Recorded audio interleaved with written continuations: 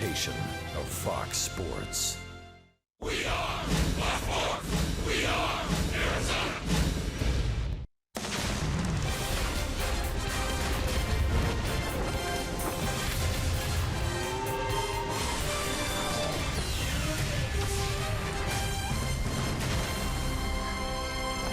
A chance for another series win against the World Series champs. It's Sunday. Diamondbacks baseball is brought to you by Sanderson Ford.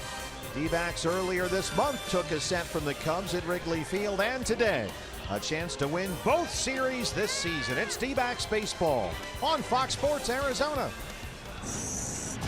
Good afternoon from Chase Field and welcome to the broadcast. Steve Berthume and Bob Brenly along the way. A chance to win both series here this year against the Chicago Cubs. It was a great atmosphere here at Chase Field last night.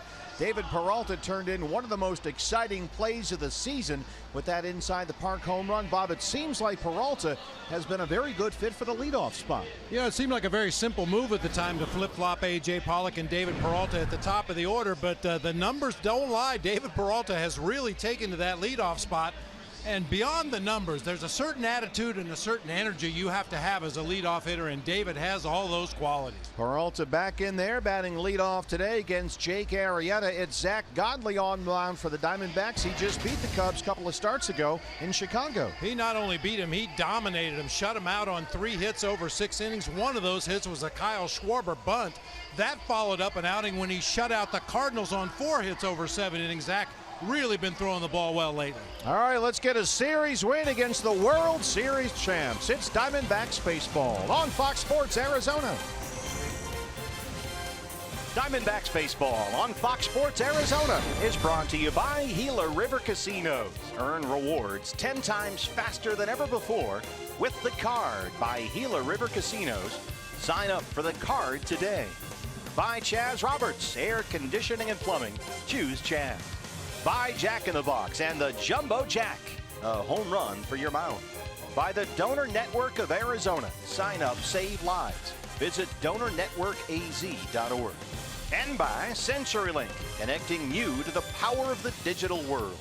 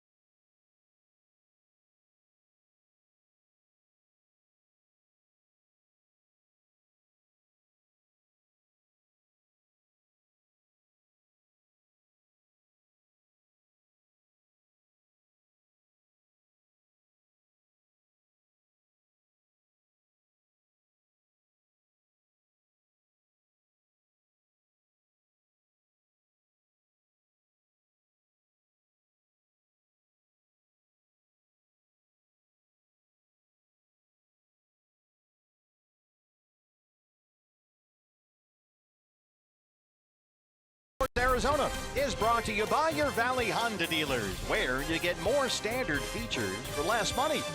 By Gigablast, internet from Cox. Get ready for the gig life.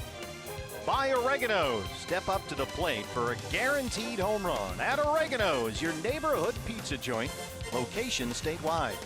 By Phoenix Raceway. See Dale Jr.'s final West Coast race during the Can-Am 500 NASCAR semifinal at Phoenix Raceway November 10th through the 12th. Tickets at phoenixraceway.com. And by State Farm. Here to make life go right. Talk to an agent today or call 1-800-STATE-FARM. Set for D-backs and Cubs on this Sunday afternoon. Here's the voice of Chase Field, Mr. Chuck Drago. Ladies and gentlemen, at this time we ask that you please rise and please remove your hats. Please direct your attention to the field as we honor the United States of America and pay tribute to our veterans, active duty, and retired men and women of our armed services. The Arizona Diamondbacks and the Chicago Cubs invite you to join in the singing of the Star-Spangled Banner, performed by the Campo Verde High School Coyote Pride Marching Band under the direction of Matt Kozat.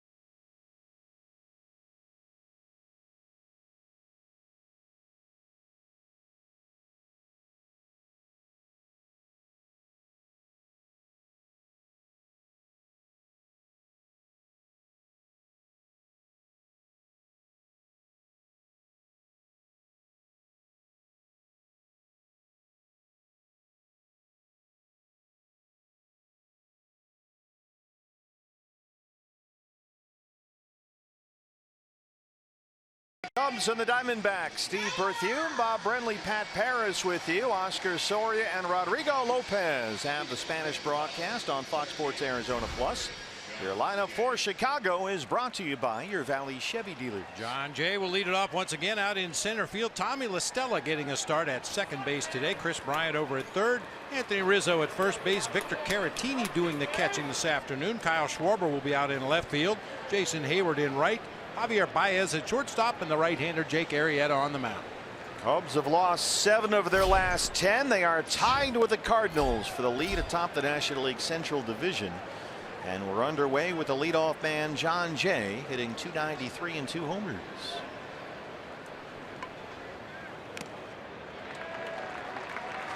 Your Ram truck starter for the Diamondbacks, Zach Godley. A 2.94 ERA. He just beat the Cubs and Jake Arrieta 2 starts ago at Wrigley Field. Ahead of Jay 1-2. I think that ball actually hit John Jay as he swung at it. A cutter inside, just kept cutting in there. See the numbers for Zach Godley this season. Really been on a roll lately. Not only shutting out the Cubs, but in his start before that, really had a good outing against the St. Louis Cardinals.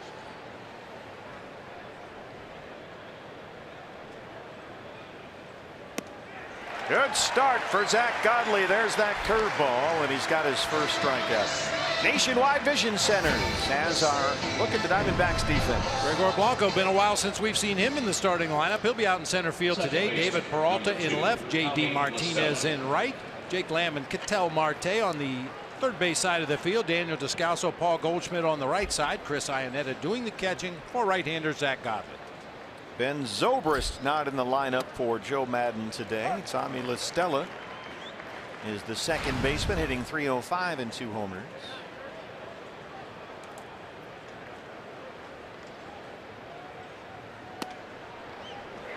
La Stella singled in Friday's series opener. He popped out as a pinch hitter last night. There's Zorilla, who had some things to say about Mark Wegner's called strike 3 that ended the ball game last night. We'll get into that. Bob Brenly can't wait to talk about that. Ben Zobrist is a wise man. He wants an electronic strike zone, so we'll get into that over the course of the ball game. Mark Wegner has third base today.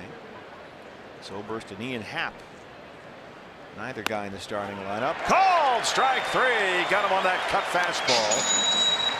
2 strikeouts. Starts it off for Zach Godley.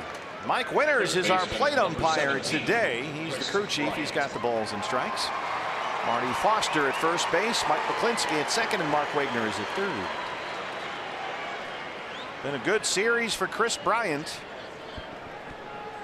He's got 6 hits, including a double. He's knocked in 3 runs.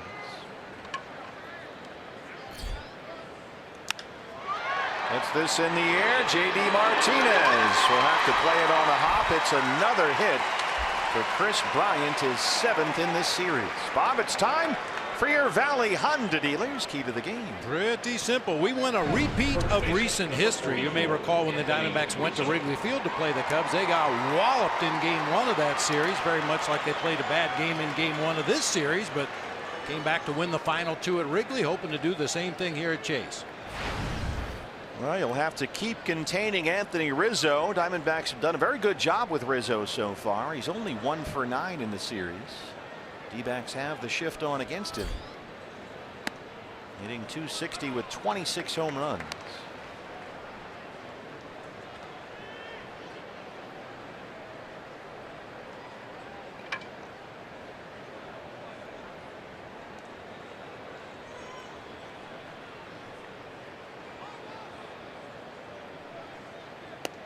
Zach Godley, always a quick starter. 16 starts this year coming into today. He's given up only 2 first-inning runs. And he's behind on Rizzo, 2-0.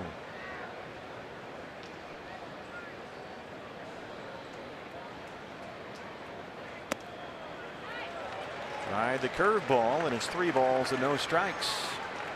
The rookie catcher Victor Caratini in the on-deck circle. Alex Avila getting the day off today as well.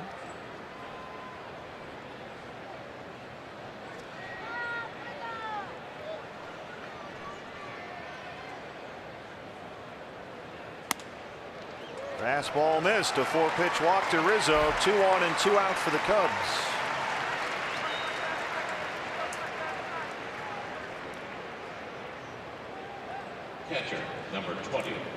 Victor Caratini. So here is the rookie Caratini. He singled and scored a run as a pinch hitter in that 9th inning last night. 222 with a homer. He's only played 12 major league games in his career all this season. Bryant is the runner at second and Rizzo at first with 2 down.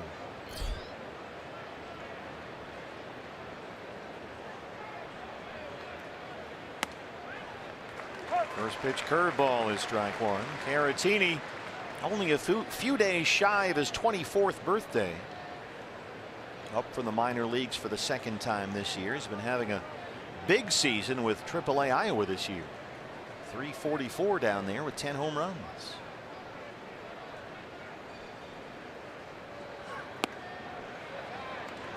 He didn't go, says Mark Wigney. 1-1.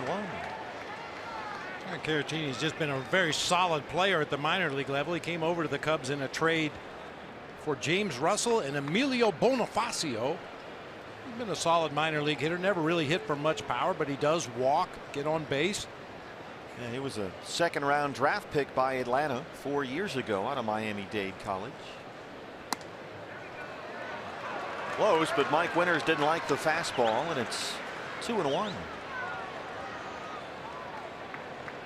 Alex Avila, the Cubs catcher, now with Wilson Contreras on the DL. Avila with the day off.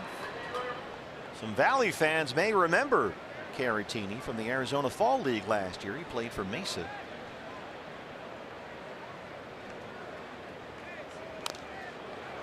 Floats a curveball up there. Caratini fouls it off, and it's 2-2.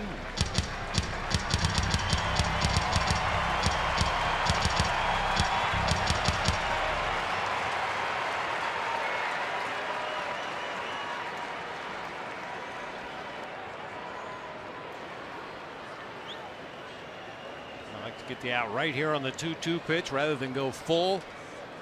With 2 outs in the inning, couple runners on base, they would be on the move on the full count pitch, holding their ground on this 2-2 pitch.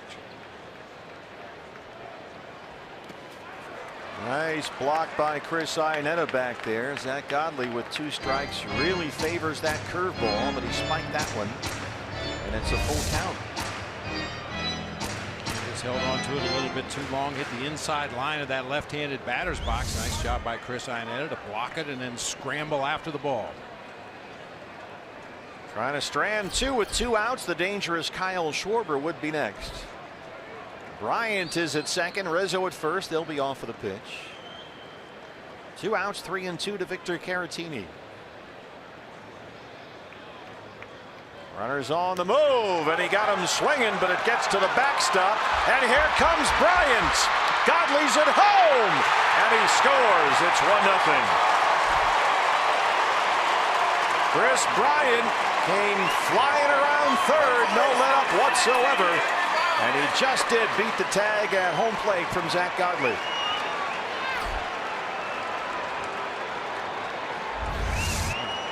Things happen right there. Zach Godley fell off the mound first of all, and good heads up aggressive base running by Chris Bryant to come all the way around from second base and score once again, running the count to 3-2. Those runners had the head start, and Bryant was able to take advantage and score the run.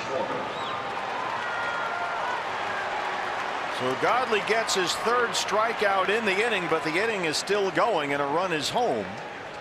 Mike Butcher going to take a mound visit here. That's a strikeout and a wild pitch. And it's 1-0 Chicago. Watch Godley falls off the mound to the first base side and doesn't get up quickly enough, and Bryant realizes that, never hesitates around third base and beats the D-backs pitcher to the plate right there. Boy, this inning started off just terrific for Zach Godley. Struck out Jay, struck out LaStella. And a single by Bryant, a walk to Rizzo, a strikeout and a wild pitch to Caratini, and it's 1-0 Cubs. And now he'll deal with Kyle Schwarber, who struck out all 4 times. He was up there last night, but he homered and walked in Friday's opener.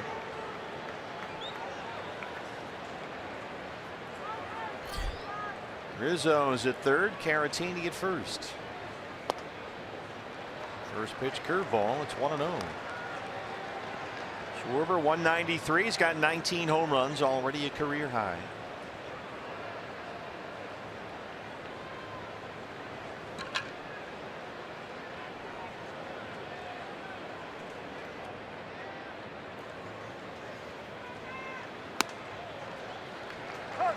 Another curveball, 1-1.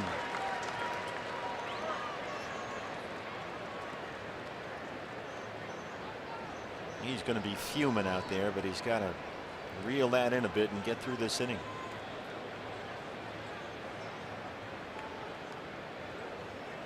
That's just foul right in front of Brandon Hyde, the first base coach.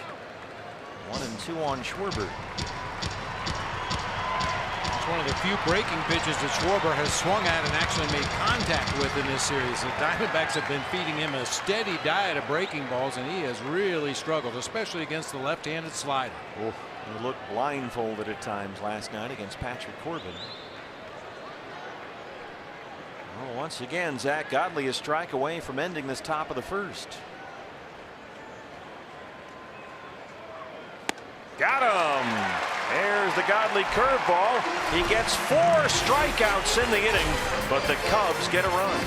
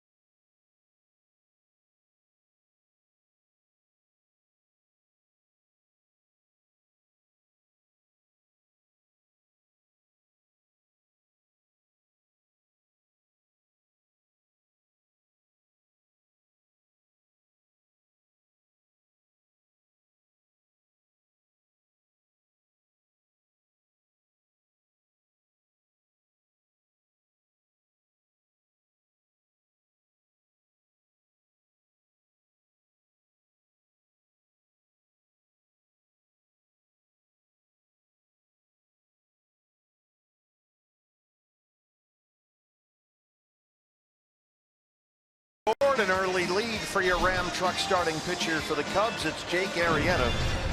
11-8, a 3.83 ERA. He pitched well against the Diamondbacks 2 starts ago at Wrigley Field, but got the loss in a 3-0 D-backs win.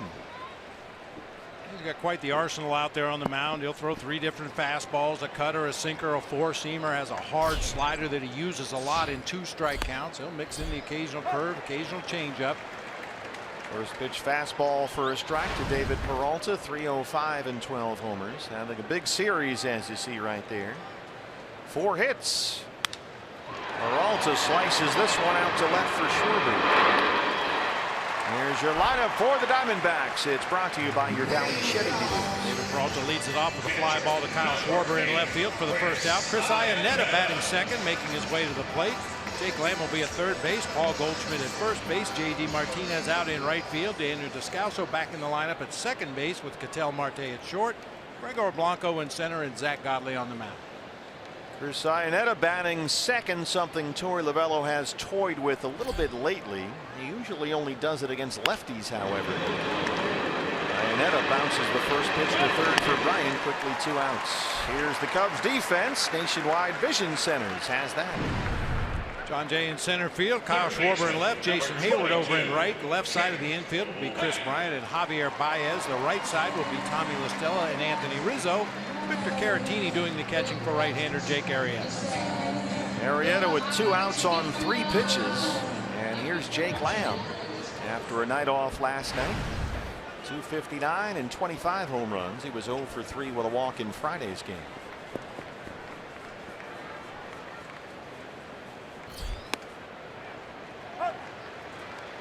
Arrieta has that sort of weird across his body throwing motion. Almost steps toward third base and then comes across.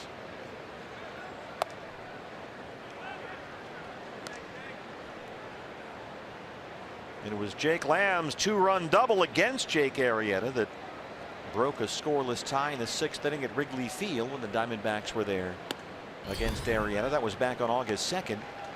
Turned out to be the biggest hit in the ball game.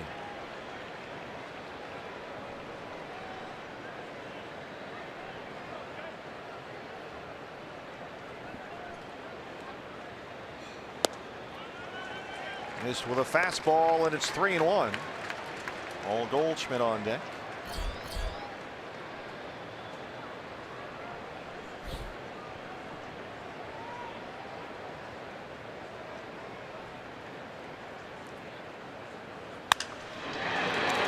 Jake rolls one into center, a 2-out single. A broken bat single for Lamb brings up Goldie. First baseman, number 44, Paul Goldschmidt, 318, 27 homers. He singled and walked twice last night. And a home run on Friday against the Cubs.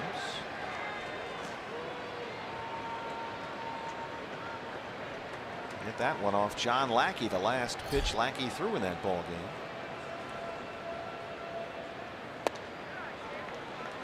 Fastball missed. It's 1-0.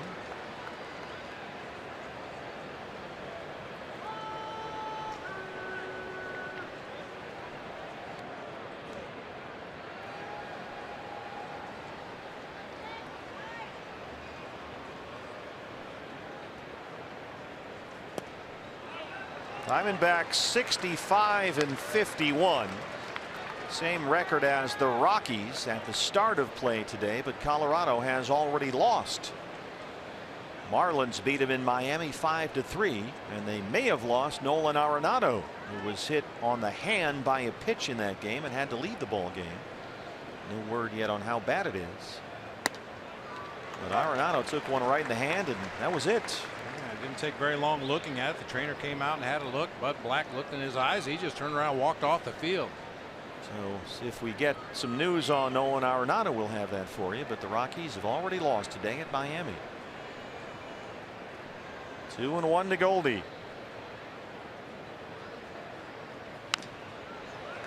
Now the Cubs are tied with the Cardinals for the Central Division lead. Both teams only 4.5 back of the wild card. St. Louis right now hosting the Braves, but Atlanta has a 5-1 lead. They're in the 8th at Busch Stadium. It's going to be a wild 6 weeks or so as we get to the finish line in October. 2-2. That's just foul at third. The Cubs are keeping an eye not only on the Cardinals, but Milwaukee is only 2 games behind the lead in the Central, and the Pirates are 3 back. Now Pittsburgh at Toronto, they lost again today 7-1, and Milwaukee is hosting the Reds at Miller Park. Brewers lead that 7-4 in the 7th inning.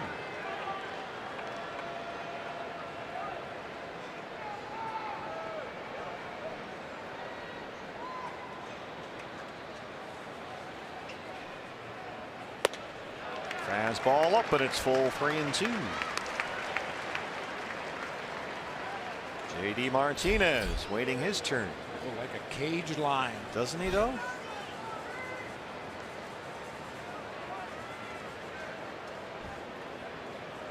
He can't wait to get up there. Rizzo will play behind the runner Lamb at first.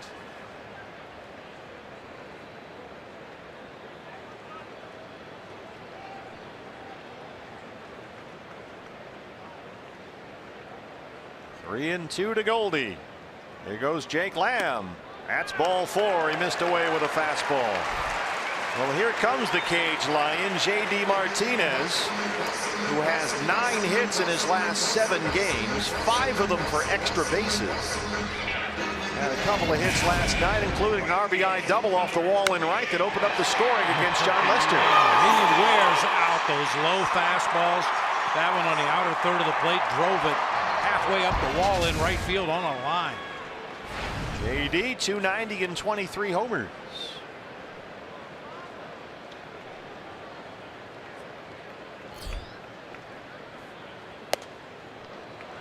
Takes a first pitch slider. 0-1. Arrieta got the first 2 outs in this inning on 3 pitches. He's since thrown 13 pitches. Lamb at second and Goldie at first.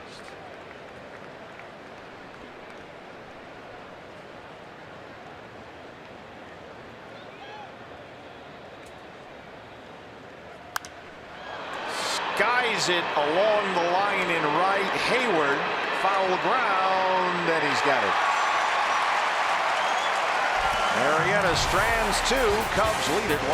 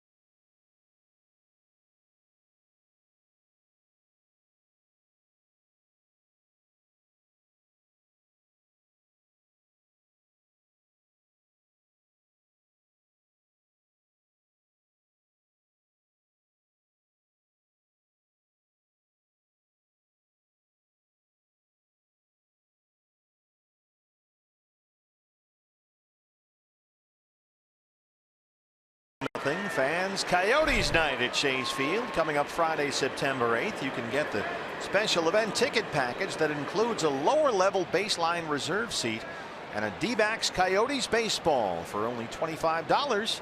That special event ticket pack is available online right now. dbacks.com/coyotes. Jason Hayward swings at a cut fastball and misses. Hayward leads off the Chicago second, 254 and 8 home runs. He didn't play last night, 0 for 4 in his start in right field on Friday. Popped it up third base side, Jake Lamb. A strange first inning for Zach Godley. In a little bit of history, in fact, he became only the second pitcher in Diamondbacks history to strike out 4 batters in 1 inning. One of them scored, of course, on a strikeout in a wild pitch. The other Diamondback pitcher who did it was Oliver Perez back in 2013.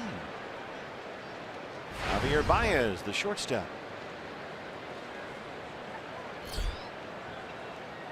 By the way, we mentioned Nolan Arenado having to leave that Rockies loss in Miami after he was hit on the hand by a pitch. The x-rays, we are told, were negative. It's just a contusion. So a bad bruise on the hand of the Rockies third baseman. That one is going to trickle through, and in the center field, a 1-out single for Baez.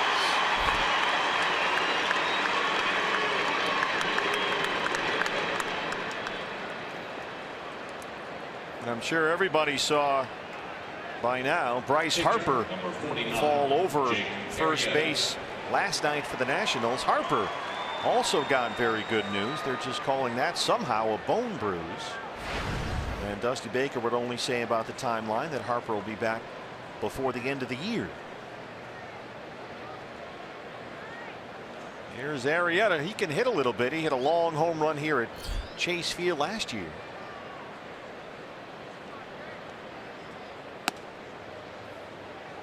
I remember he hit one deep to left center. It might have gone on the concourse. I think it was about 440 or so.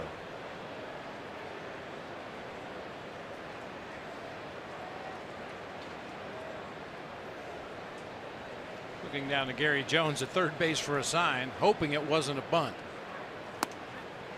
This guy wants to swing away. And you mentioned, Bob, the other day about pitchers who bat and don't use batting gloves. That's a little unusual, and Arrieta's one of those guys. There's Gary Jones at third. Pitchers are usually very picky about their hands on the day they pitch. They don't like to touch anything too sticky. They don't like to touch anything too cold. Jake Arrieta just up there bare-fisted. Now he squares to bunt and fouls it back. It's 1-2. They don't like to touch anything too cold. It changes the capillaries in your fingers. So you don't get as much blood out there to your fingertips. So you lose a little bit of feeling. They're very particular. I mean, you see guys all the time starting pitchers with emery boards over there on the bench, working on their nails. Sometimes on the mound. Yeah, well, that too. The late Joe Niekro. First time we've ever worked capillaries into the show. It's about time.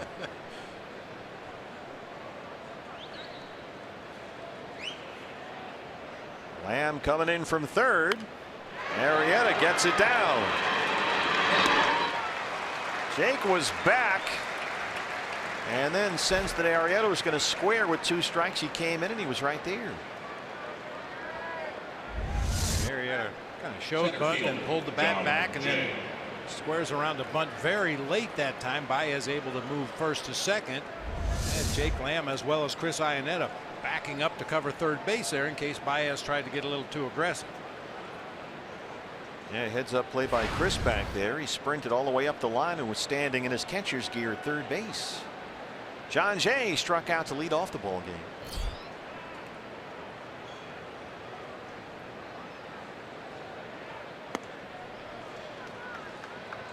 Jay singled twice, scored twice in this series, had an RBI in Friday's game. Joe Madden has a nice center field platoon going with Jay in there against the righties and Albert Almora in there against the left-handers like he was last night. There's the Godley curveball. Well, Zach Godley, it seems more and more as the year goes on here, those falls off the side of the mound become more elaborate. He seems to fall off the mound toward the first base side with more energy, a little less in control.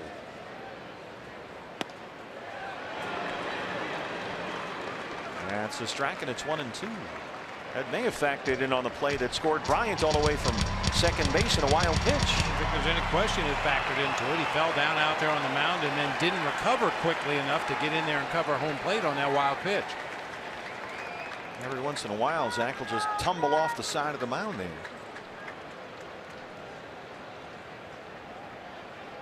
Ketel Marte standing right behind Baez, but well off the bag at second.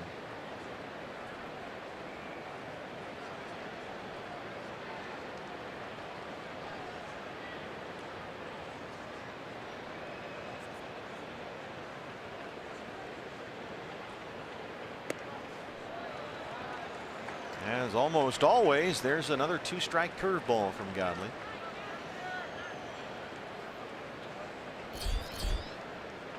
Tommy La Stella, the second baseman today, he's on deck.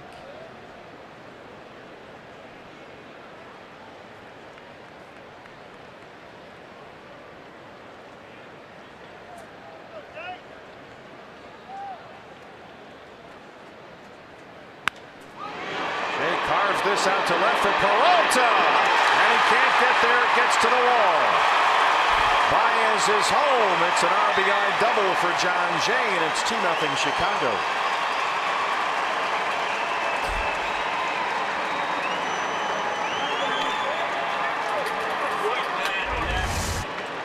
hit a little harder, I think, than David Peralta thought it was hit.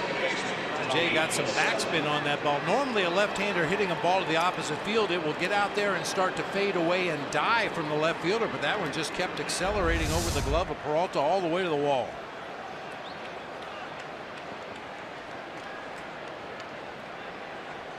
Another 2-out run for the Cubs. Here's La Stella, who struck out looking his first time up. Fastball at the knees. It's 0-1. La Stella recalled from the minors last weekend. Addison Russell is on the DL right now. He's got a bad right foot. So Baez has been playing shortstop in the meantime. Knocks that one to third for Lamb. Cubs add another run. They lead it 2-0.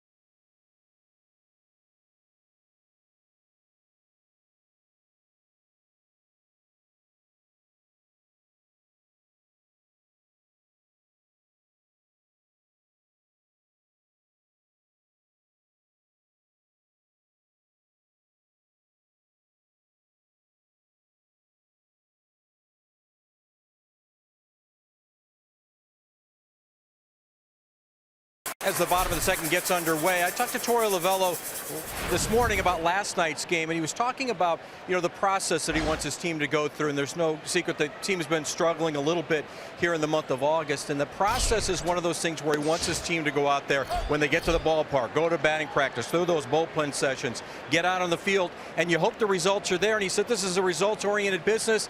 So Bob and Steve, it was nice, he says, to see his team get those results and kind of reaffirm what the whole process is about. Yeah, you're right, Pat. The offense really came alive last night. 6 runs on 12 hits as Daniel Descalso leads off the second. Peralta doubled and homered. J.D. Martinez had a single and a double. Brandon Drury a big 2-run double off the wall in center. Nice to see those bats get going. Been a while since we saw the Diamondbacks bust out the whooping sticks the way they did last night. Spraying base hits all over the field, extra base hits. David Peralta's inside the park homer. Fun night here at the old ballpark. Yeah, 0-0 game for a while, and then the D-backs got 4 in the 6th. They added runs in the 7th and 8th and won at 6-2. And a chance today to win the series from Chicago for the second time this year, but they trail it 2-0. Caratini wants it elevated, and Descalso swings through the fastball. First strikeout for Jake Arrieta, 1 down.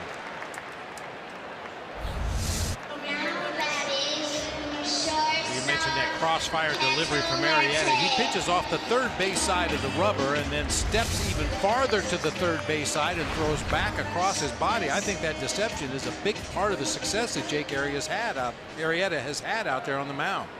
I mean, he's got really good stuff on top of it, but that crossfire delivery is something hitters aren't accustomed to. They don't see it that often. See where that foot is there on the rubber toward the third base side. Ketel Marte looks at a curveball that got away. It's 1-0. Marte, 276 and 4 home runs. He singled and scored last night. Had a walk in Friday's series opener. This is on the ground to second for Listella. 2 outs. Day off for A.J. Pollock. A.J.'s been scuffling a little bit. He's hitting only 180 in his last 16 games, so he gets a day off, and Gregor Blanco gets some long overdue at bats, which have been hard to come by for Gregor lately since A.J.'s come off that groin injury. 250 and 3 homers. Blanco's first appearance in this series. He only had 3 at bats in the series against the Dodgers earlier last week. In fact, while A.J. was out this summer, Blanco, boy, he did a great job of filling in. He had 70 at bats in June, but since A.J. came back, Blanco's only had 40 at bats, and that's in about the last 6 weeks.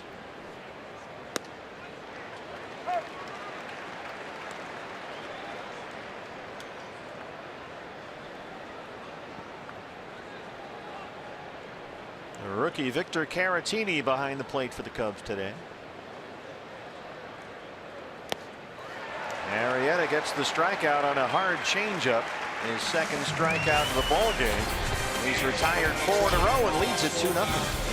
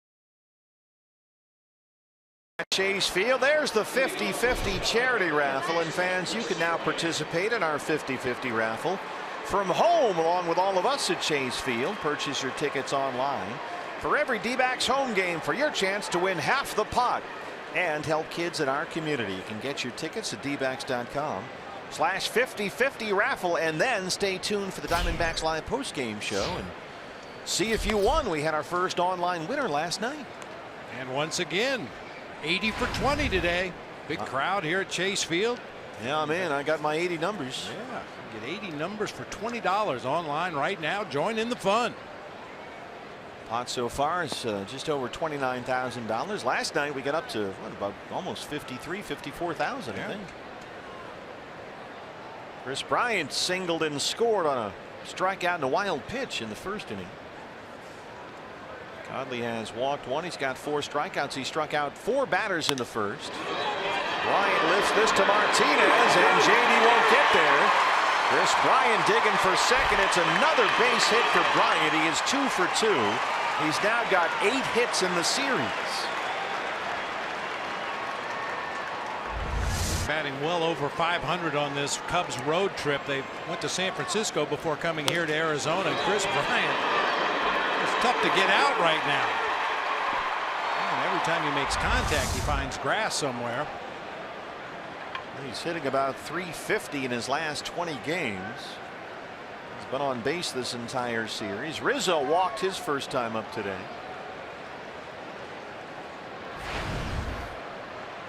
A lot of curveballs from Zach Godley early today. Through the first 2 innings, 19 of his 38 pitches were curveballs. That rolls away from Iannetta. Bryant gets a free 90 feet.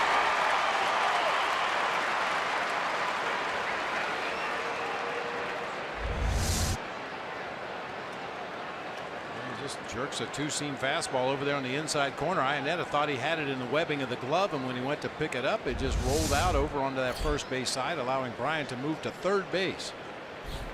Passed ball charged to Chris. 1-0-1 Rizzo. 3 infielders on the right side for the Diamondbacks. That's fouled back. Jake Lamb near the bag at third with Bryant over there. The only guy at shortstop is the umpire, Mike McClinsky.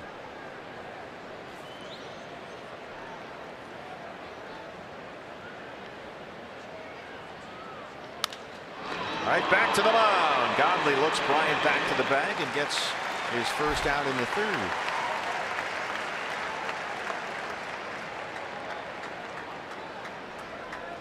We saw Anthony Rizzo show a lot of emotion last night. Made a big out with the bases loaded. We called it a moment for Patrick Corbin. It was also a moment for Anthony Rizzo. Patrick Corbin was very happy with the outcome. Anthony Rizzo not so much.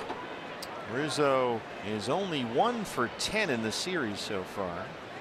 Boy, Patrick pitched one of the best games we've ever seen him pitch last night when they really needed it. We have a late scoring change. That is no longer a pass ball charged to Chris Iannetta that put Bryant at third. It's now a wild pitch.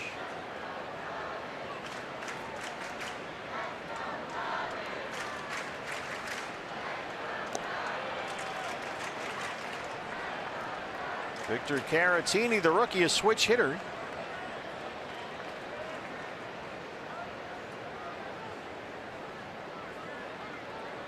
He's the one that struck out and had strike 3 go to the backstop. He reached first, and Bryant scored all the way from second base. Goldie coming home, and they got Bryant hung up. And Caratini sneaks into second base.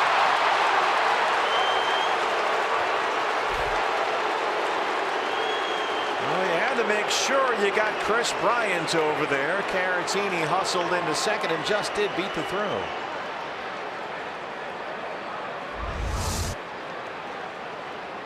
Iannetta with the tag spins around and sees that Caratini's trying to take the extra 90 feet.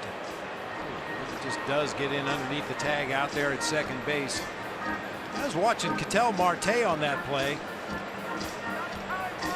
Marte was kind of caught in between. He didn't know whether to go to third base and get involved in the possible rundown if they needed a backup man, or stay at second base. Watch Ketel Marte as this play unfolds. Okay, should I stay here at second base or should I go to third base? I know there's a runner at first. He might come this way, and eventually Marte does get back to the bag in time to take the throw. And the Diamondbacks are challenging the safe call at second base. There's Mike Winters, the crew chief, on the right there. Does Marte get the tag down before Caratini gets his foot on the bag? Play for Marte, that's one that you can't really practice that. That has to be baseball instincts, knowing where you need to go, watching the play develop, and then making a decision and responding quickly. And that's exactly what Marte did that time. So he wound up in the right spot. He wound up in the right spot. Now, if that rundown between third and home had lasted much longer, there wouldn't have been anybody at third base, and the runner would have been able to go all the way back to the bag. But Marte read the play, saw that they were going to get the out between third and home, and hustled back to second base. He is safe at second, so the call stands, which means there's not enough evidence to overturn it. But perhaps most importantly, they cut down that run at third, so Caratini's at second with 2 outs. It's still a 2-0 ball game, and Kyle Schwarber is the hitter.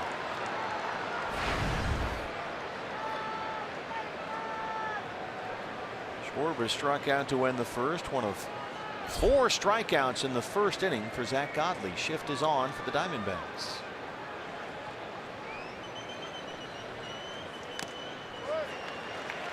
Iannetta hangs on to the foul tip. 0-1.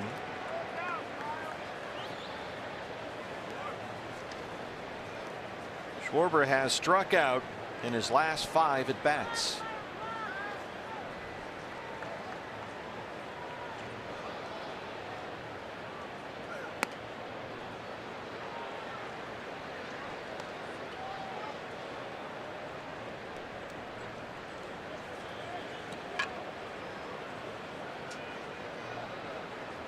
Schwarber had a brief stint in the minor leagues earlier this summer, trying to shorten things up a bit. He used to get awful big, kind of a big King Kong kind of swing for the fences deal, but he's tried to shorten things up, make everything smaller.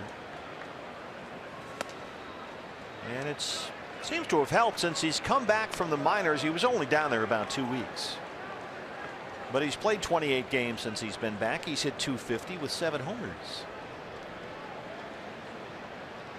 Joe Madden, long-time hitting instructor.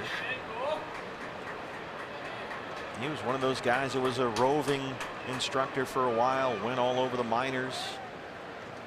A lot of miles on the old rent-a-car. He's got that tricked out van now. It's got a name. I forget what he calls it. Curveball from Godley. Scooby-Doo mobile.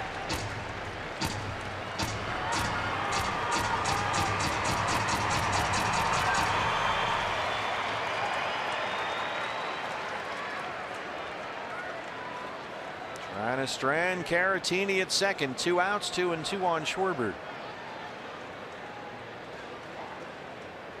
Schwarber choking up a little bit now. I think we've gotten to the point where every time Zach Godley has 2 strikes on the hitter, that curveball's coming.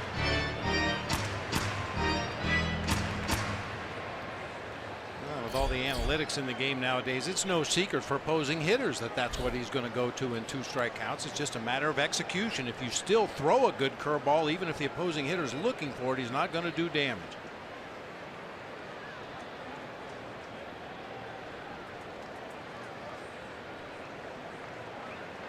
Well, you got to be careful with Schwarber. He had a long home run here in Friday's ball game. That one led off the 6th against Taijuan Walker. Here's the 3-2 from Godley. He waves at another one. Schwarber is now struck out in 6 consecutive at bats, and Godley keeps it 2-0.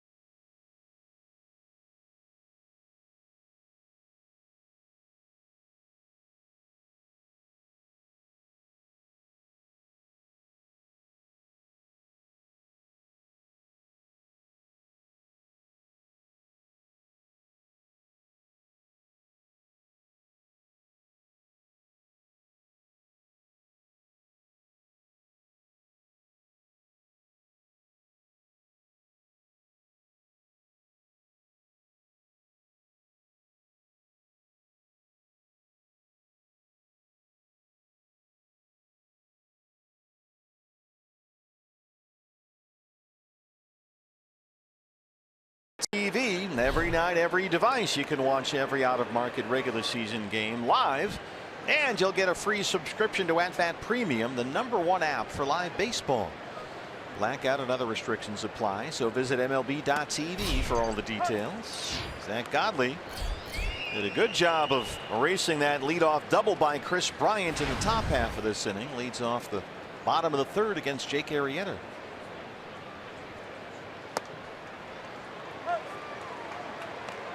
Just got to meet our Sanderson Ford kidcaster, Fox Sports Arizona. Ella was here, their whole family. Did a great job with Chuck Drago over there earlier on the PA system. Yeah, real nice interview with Archie Bradley before the ball game today. Ella did a great job. Well, Arrieta's doing a pretty good job himself. He's set down now 5 in a row.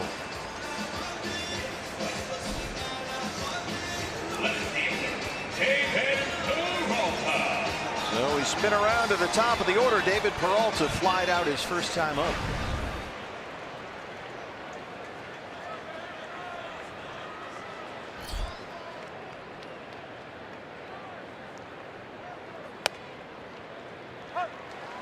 As we talked about at the top of the show, Bob, how about these numbers last 9 games for David Peralta? A lot of production from the leadoff spot. And I mentioned in the open of the show, for me, a leadoff hitter is as much about attitude as anything else. There's a certain cockiness that goes along with being the first guy to hit for your team in a ball game. And Torey Lovullo has talked about David's energy. We know he has an overabundance of energy, so it seems like a really good fit for him. 12 hits in his last 9 games. 6 RBIs, 6 walks. He scored 8 runs in his last 9 games, all batting leadoff. Can't check his swing there, and it's 1-2. He said he was so tired coming around third from that inside the park home run last night. He didn't slide home. He just kind of laid himself down. I know that feeling. When he got to the plate, there was no energy left for a celebration. And Arrieta strikes him out. Which is really unfortunate because we know how excited David can get, pumping his fist and looking back into his own dugout to fire up his teammates. This place was up for grabs on that inside the park homer. The fans were all into it on their feet. It would have been great if David were able to jump up to his feet and pump his fist. This place would have come unglued. Chris Iannetta batting second. Arrieta's now struck out 4 of the last 5 batters he's faced, and he gets ahead of Iannetta. 0-1. It's a rematch of that Arrieta-Iannetta matchup. It's a mouthful, isn't it?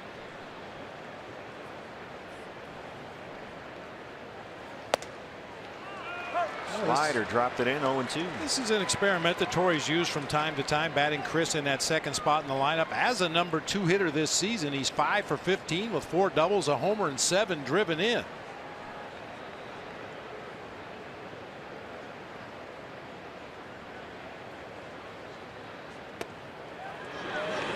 He didn't go. Marty Foster is down there. Well, Torey must like the fit because usually he only does this with Chris against a left-hand pitcher, but he's in there against the righty Arrieta today. But the numbers speak for themselves, certainly. A lot of production. Chris has had a good homestand. He homered twice in the series against the Dodgers last week. Lays off a fastball away, and he's back even 2-2.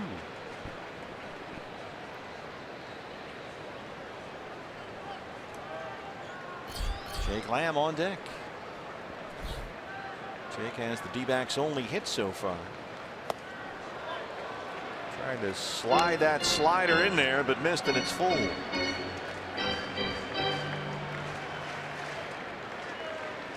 Well, you may recall that start Arrieta had against the Diamondbacks at Wrigley Field. He only gave up 1 hit through the first 5 innings of that game. He was really good when that game started as well. It's hard, but right to shortstop. Baez collects that one. And Jake Arrieta has retired 7 straight. Cubs lead it 2-0.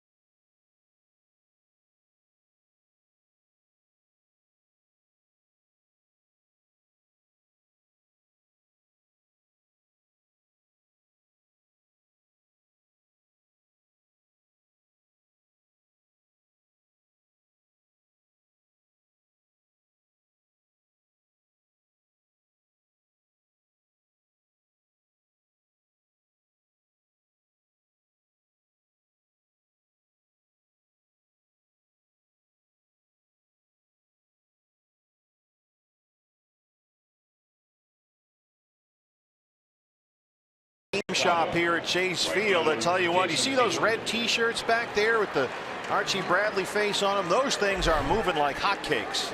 The Bring in the Beard T-shirt. What's next? Brought to you by CenturyLink. It's a 4-game home and home against the Houston Astros. So we get the Astros for 2 games here tomorrow and Tuesday afternoon. Then we fly to Houston and play a pair at Minute Maid Park Wednesday and Thursday to start our next road trip.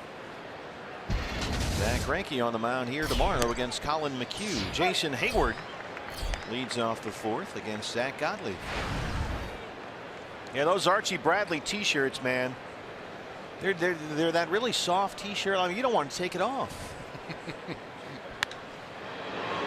High in the air, shallow right for Martinez.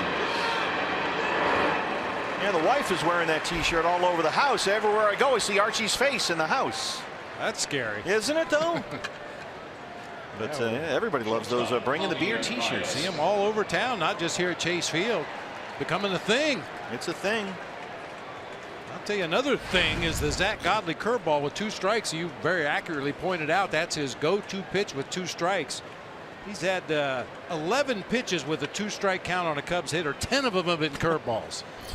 I mean, it's been an unbelievably effective pitch for him, but do you worry about him getting maybe too predictable? Well, once again, execution. It's all about executing the pitch. Keep it out of the middle of the plate. Keep it down in the zone with that downward movement that pitch naturally has, and you're still not going to do anything with it, even if you know it's coming. Now, if you roll one up there in the middle of the strike zone with 2 strikes and the guy's looking for it, you may get hurt. Now, he's done that from time to time. He's left one of those pitches up a bit and been burned for a long home run. But not very often. I mean, like that one right there. What are you going to do? Even if you know a curveball's coming and he drops it out there just below the knees off the outside corner, you're not going to hit it. At least not going to hit it hard. There's another one. To shortstop. Nice scoop there by Ketel Marte. 2 down.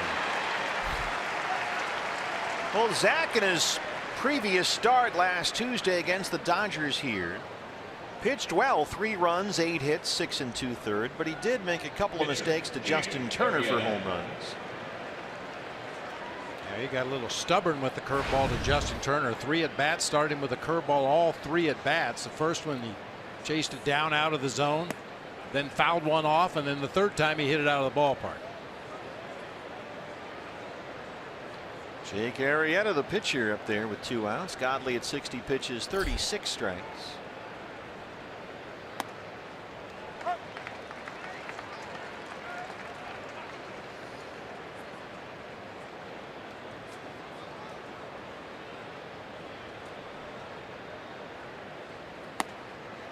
Buckled him that time with a curveball, and it's 1-2. That curveball for Zach this year responsible for just about 70% of his strikeouts.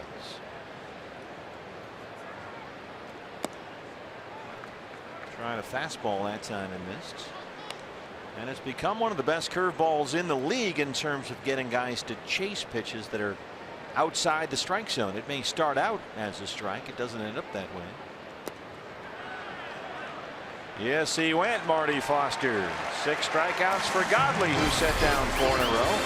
Bring in the beard. Well, not yet anyway, but get the shirt.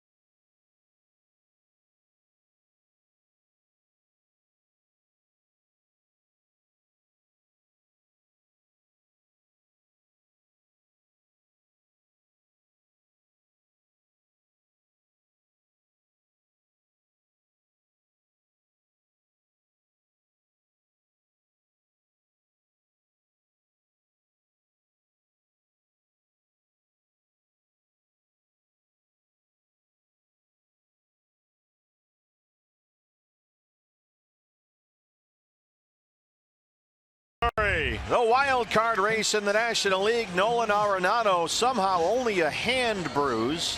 Hit by that pitch in Miami. The Rockies lost to the Marlins 5-3. That's a final. At Busch Stadium in St. Louis, Brandon Phillips goes deep for the Braves. Atlanta leads the Cardinals 6-3. They're in the 9th inning right now. And Domingo Santana, a home run for the Brewers, who lead the Reds 7-4, 8th inning at Miller Park. Pirates lost at Toronto 7-1. Biggest surprise in those highlights was Brandon Phillips pulling a ball. You're right. This just in.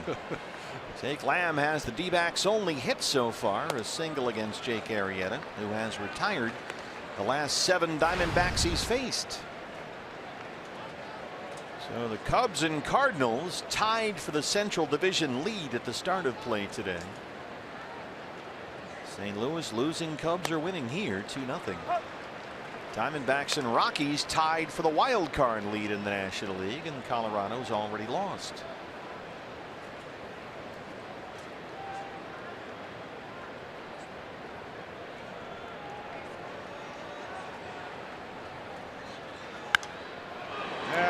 It's going to get out of play. It's 2-2.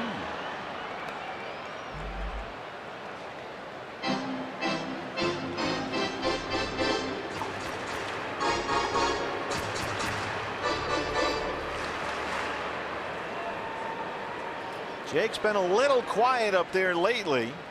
4 for his last 26, but that includes his 2-homer game here against the Dodgers last week. His pitch recognition, his plate discipline has just come so far in a very short period of time. Lays off that high slider and works the count full with Goldie on deck.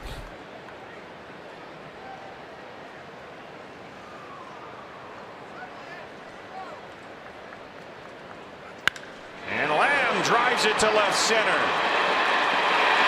That gets to the wall. Jake Lamb barrels it up, his 23rd double. He's 2 for 2. He's got both D-backs hits. Extra base hit to start the 4th inning here for Jake Lamb. Got a 2-seam fastball up and out over the plate. Did not try to pull it. Stayed right on it. Drove it into that gap in left center field. And remember, it was Jake Lamb who broke up a scoreless tie in the 6th inning against Arrieta at Wrigley Field earlier this month when he had that big 2-run double. So he's at second to start the 4th. Goldie walked his first time up.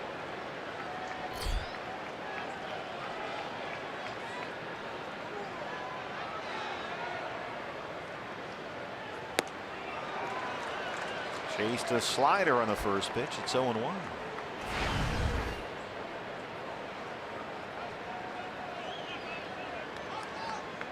That's a pitch that Goldie doesn't often bite on. He's been swinging a lot less often against right-hand pitchers this year, certainly less than the league average hitter. Lays off a fastball in, and it's 1-1. Very selective up there. Had a couple of walks last night. He walked his first time up today.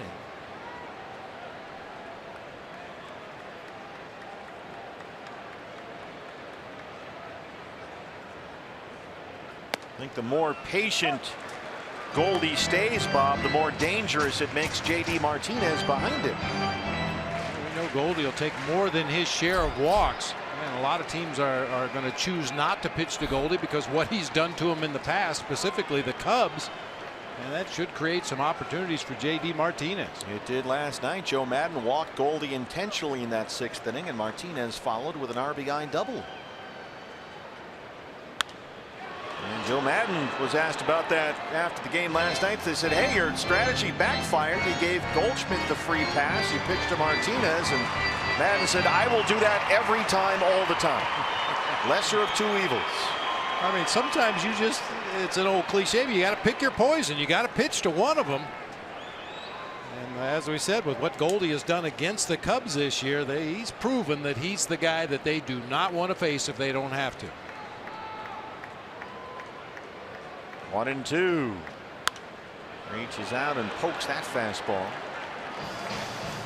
See J.D. Martinez in that on-deck circle. Everybody has his routine, but it seems like J.D. Bob likes to give himself this pep talk out there. Yeah, he's talking to himself or talking to somebody. There's a little man sitting on his shoulder, not sure, but just pacing back and forth. That has to be a disturbing sight for a pitcher out there on the mound. He's right. You're right. He's like a caged lion in there, just waiting to get up there and hit.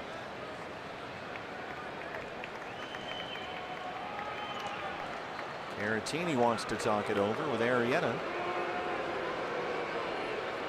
Well, it used to be, at least I assume it was intimidating to some of the young pitchers we faced back in '01. Guys would be lined up on the dugout step with their helmet, batting gloves, and bats ready to hit, like 6 deep in the lineup. You look over there and there's Gracie and Matt Williams, and Reggie Sanders all standing there waiting for their turn to hit. That had to be a little disconcerting to a young pitcher on the mound. 1-2 to Paul Goldschmidt. Jake Lamb at second, nobody out. Tried a hard change up in, and Goldie spits on it. It's 2-2.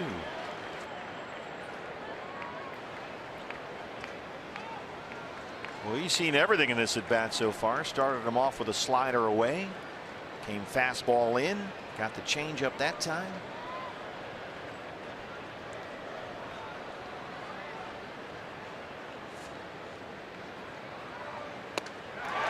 And he got him on a fastball. 5 strikeouts for Arrieta, 1 down in the 4th. Like that hard 2-seamer down and in, a lot of tailing action, just enough downward movement that Goldie swings over the top for strike 3. J.D. Martinez flied out his first time up today.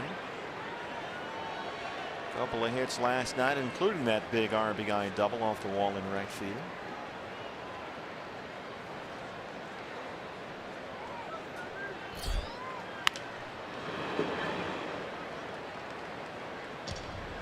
First pitch curveball that time.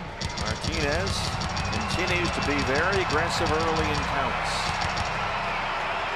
But you try to come in with him and then try to work it away, he'll go down and get that pitch. We've seen him do that a bunch of times. He can really get to that low fastball.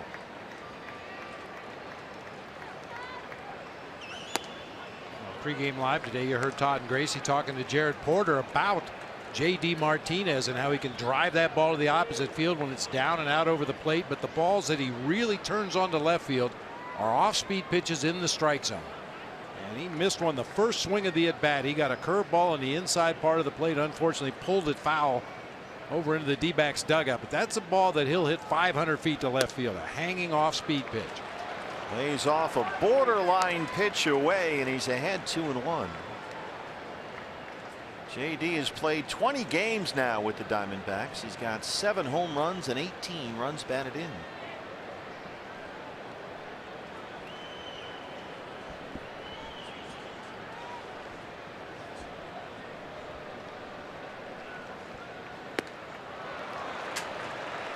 Tried to check at the last minute when he saw the slider, but it was too late, and it's 2-2. Scalzo on deck.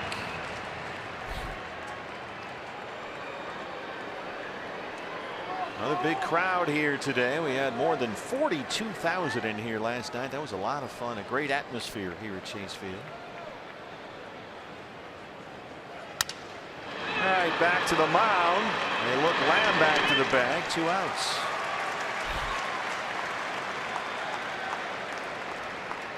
Well, you got your leadoff double. You had your 4 and 5 hitters coming up, but nothing so far. So here's Daniel Descalso.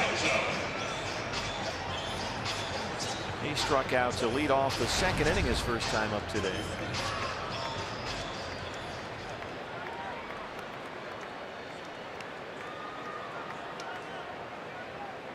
Both the Cardinals game and the Brewers game have now gone final. Milwaukee beat the Reds 7-4. St. Louis has lost at home to Atlanta, so the Braves and the Cardinals winning streak 6-3 the final there. Curveball comes through the back door, and it's 0-1.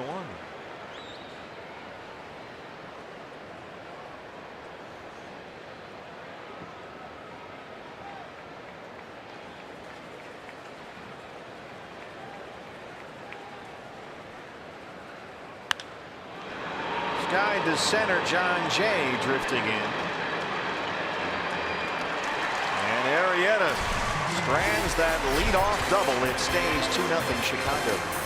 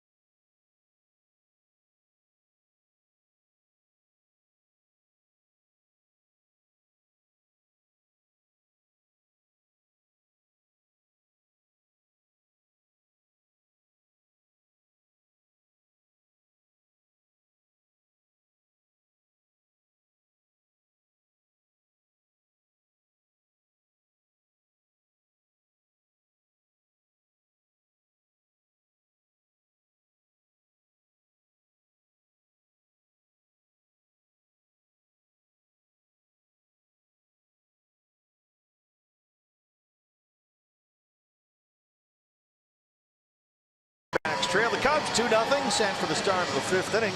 T-Mobile gives us our unlimited baseball break. A look at the wild card standings in the National League. The Rockies, who are tied with the Diamondbacks for the top wild card spot, have already lost. Marlins beat them in Miami 5-3. The Brewers right on everybody's heels in the NL Central and the wild card. Win at Miller Park over the Reds 7-4. And the Cardinals' winning streak finally comes to an end. Braves won in St. Louis 6-3. Here's John Jay. Takes one in the foot to lead off the 5th.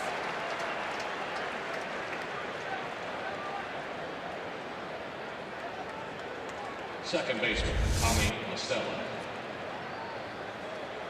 Got him on the side of the leg there. Minimal effort at best to get out of the way. I mean, John Jay saw a breaking ball down and in. Probably going to hit him in the leg or foot or somewhere down there below the knee, and he just kept his foot right there and took it. Brandon Hyde coaching at first. Goldie trying to suppress a smile there. Here's Tommy Listello for 2, the second baseman today.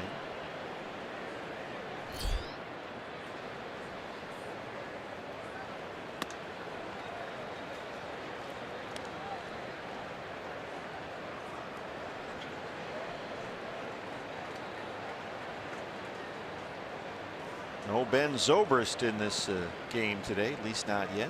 Zobrist has played second base. He's played right field.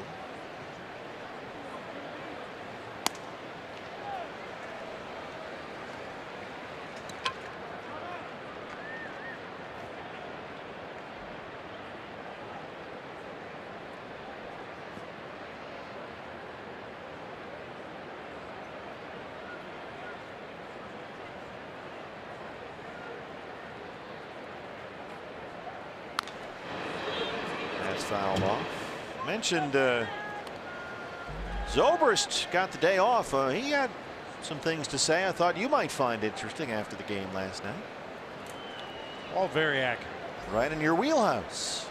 Yeah, I mean, he was called out on what he felt was not a strike to end the ball game last night. And Mark Wagner had the plate last night. He's at third today. Descalso at second. Jay was off with a pitch, and that's the first out. I think there's more and more players that feel the same way but hesitate to speak openly and publicly like Ben Zobrist did, because you've got to get back in that batter's box again. Well, it was about the electronic strike zone, and Zobrist said, look, if baseball wants to change some calls that aren't correct, and Zobrist said the game needs an electronic strike zone because human beings are going to make mistakes. He was rung up on a David Hernandez pitch to win the game last night by Mark Wagner that looked to be maybe a touch below the strike zone. I was reading the quotes. I thought, are they quoting Bob Brenly here? No, it's Zobrist who said, now that we have the technology, we should probably get it right. Well, and I'm sure there are a lot of ramifications of going that direction, but the reality is it's going to happen. It's just a question of when they can get everything finalized and to everybody's agreement that this is how we're going to move forward, and it's going to happen. Well, Joe Maddon was asked about it after the game, and he said, look, Mark Wegner is a very good umpire, but Maddon believes that Mark knows he messed it up. That was the way he put it. Well, nobody can really speak the truth. That's the thing, because you fear for what will happen the next time you get that guy behind the plate again. Right.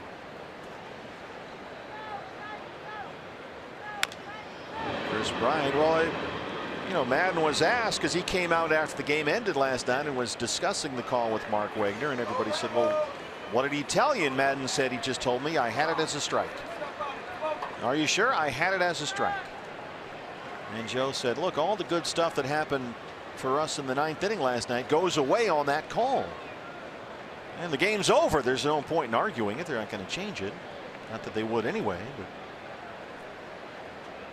But I thought Maddon was pretty diplomatic about it. Look, he's a good umpire, but he probably believes that he messed it up deep down inside somewhere. And he may have. The pitch appeared to be a tad low. One of many pitches that caused me to scratch my head in the ball game last night, and the game before that, and the game before that. I mean, it happens every day. Every day. And I have always said, and I'll continue to say, that the umpires are the best officials of any professional sport. I agree. They really do a good job. That being said, they're not going to get them all right. Here's the 2-2 to Chris Bryant. Well, it was the first time that really, how about that play by Dr. Van Nostrand down there? That's David Van Ness, our Golden Glover down the left field line. Sam Levenberg. Sam drove my Chevy to the Levenberg. Is working right field. It was the first time that I'd really heard a player come out and say, look, we need an electronic strike zone. And that was Ben Zobrist after the game last night. I thought I'd come to the ballpark today and see you posing for pictures with Ben Zobrist after that.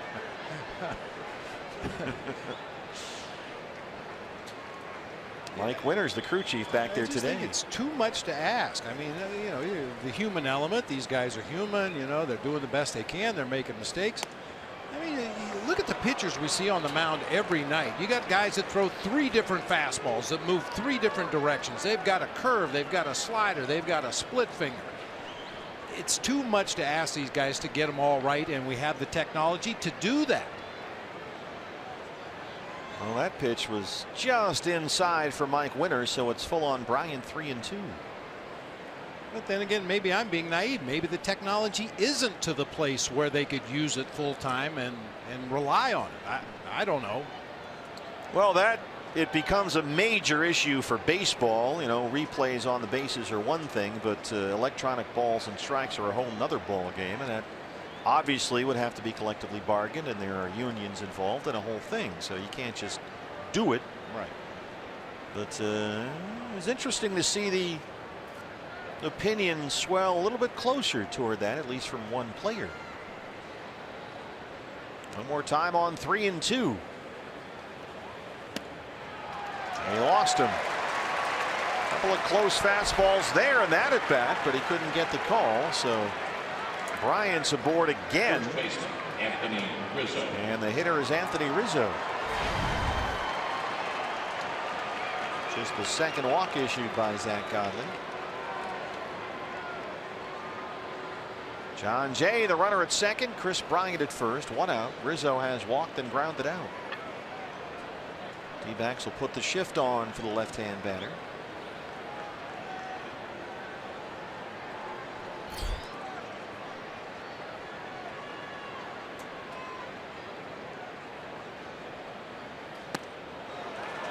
First pitch, curveball. Rizzo tried to back leg that one. It's 0-1.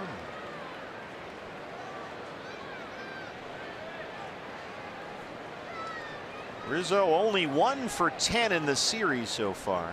He has walked twice.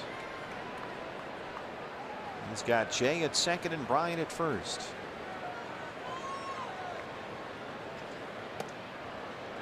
That's another case of Zach falling off the mound there, losing his footing a bit on that fastball.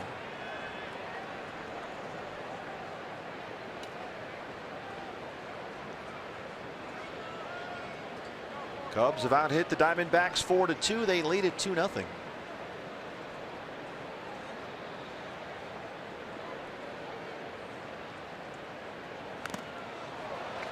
Another curveball, another strike. It's 1-2. Well, Rizzo taking those swings look like Reggie Jackson used to do when he sort of hit one from one knee.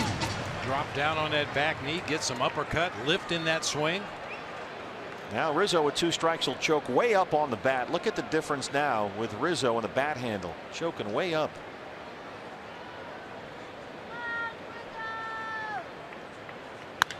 Reaches down and pokes that one. The Scalzo will settle for 1 as the runners move up. Shift was on. That got a little funky there, so they got the sure out at first. That's the one thing about these shifts, Bob. Sometimes you're not quite sure how to execute a double play. That one was hit kind of slowly anyway. Catcher, Victor Caratini. Yeah, when you've got 3 infielders on one side of the bag out there at second base, you see Ketel Marte is the closest to the bag. He initially reacts to the ground ball. If he goes to second base immediately, they possibly have a chance to turn 2 there, but that's something that just comes with more experience, more playing time. Getting together with your double play partner up the middle and communicating, okay, ball hit to you, I have the bag, ball hit to me, I'm going to take it myself. Well, a chance to strand 2 for Godley if he can get the rookie Caratini here with 2 on and 2 out. Caratini has struck out and reached on a fielder's choice. That's the play when they got Bryant caught up in that run down at third.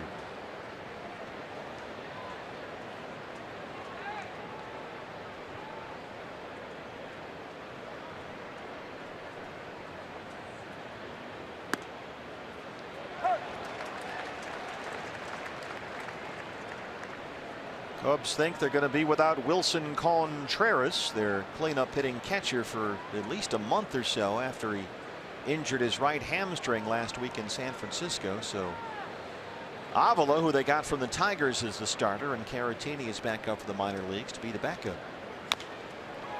This is chopped back to the mound. Godley's got it, and he strands 2. Zach Godley keeps it a 2-0 ball game.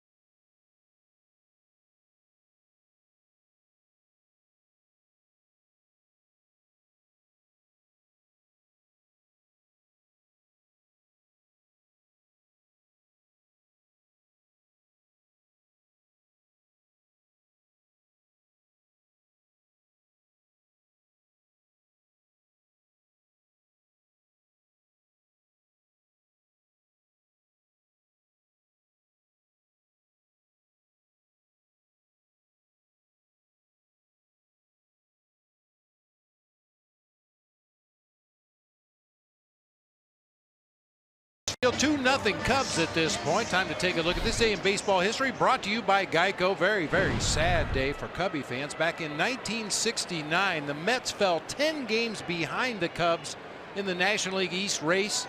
The Mets ended up winning the National League East by 8 games. They went 39-11 over their last 50 ball games to finish 8 games ahead of the Cubbies. Ketel Marte leads off the 5th inning against Jake Arrieta.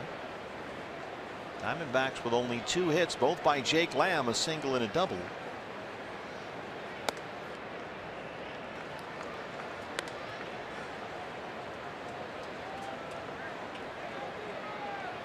Now, was that the black cat thing? Yeah. Yeah.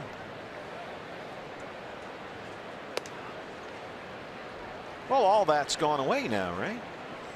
The Bartman stuff, the 69 Cubs, all that. Ron Santo kicking his heels. Yep, it's all unicorns, and rainbows, and roses now. Torrey always says everything's Twinkies and Ding Dongs. That's one of my favorites. Even better, isn't it? I said after the win, hey, how's it going? Oh, everything's Twinkies and Ding Dongs now. There you go, a leadoff walk. Second walk issued by Jake Arrieta. Gregor Blanco, the hitter now. You know, I like these rallies that start at the bottom of the order. Number 7 hitter Ketel Marte drawing a leadoff walk. Blanco struck out to end the second his first time up. Got to get that oven mitt on there. One of these days, one of those guys is going to have one of those things, and a falcon is just going to land on his hand. Just going to come flying in, and just plant it right there. That'd be good. Edwin Encarnacion probably should have one of those. Oh, good call. Yeah. His first parrot. Of course, that's an imaginary parrot.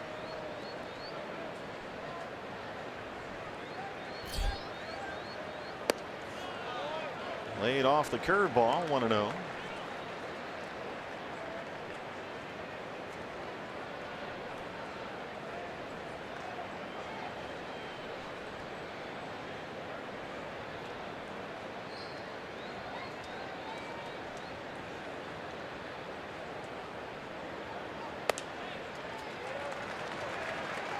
Caratini not liking what he's seeing here. Arrieta walked Marte, and he's 2-0 on Blanco. The pitcher Godley on deck.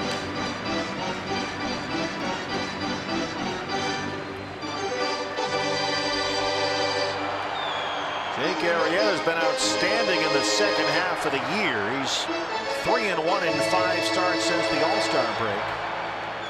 And he's gone at least 6 innings in every one of those 5 starts.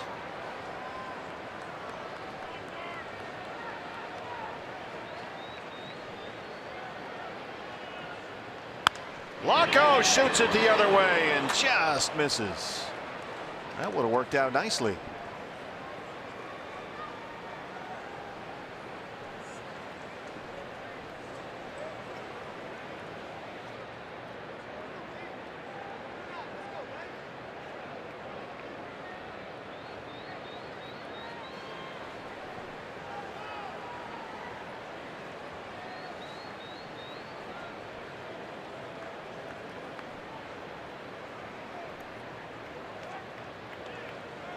Sometimes you never know how your rotation will shake out, and in Jake Arrieta's case, he's had the unusual circumstance of starting twice as many games on the road as he has at home this year. This is his 16th road start. That's the most in the league. He's only started 8 games at home all year.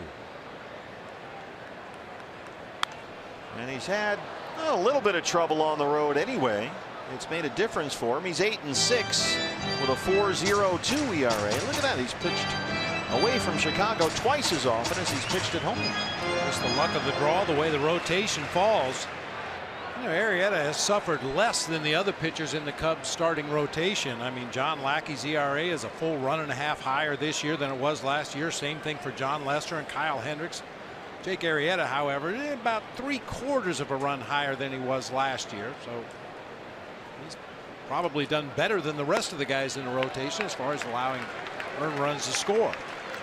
Tried to bury that fastball down and in, but missed, and Blanco's worked it full 3-2 with Godley on deck. Arrieta at 70 pitches, 43 strikes.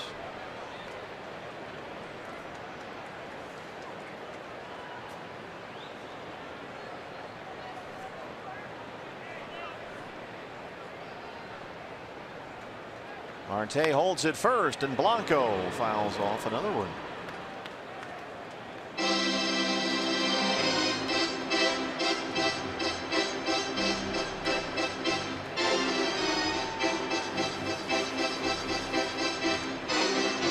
Well, you know what? The Dodgers are having all kinds of problems with the Padres. San Diego won the other night. LA had to come back and win last night's game. Right now, Dodgers have a 5-4 lead. They're in the 6th inning in LA.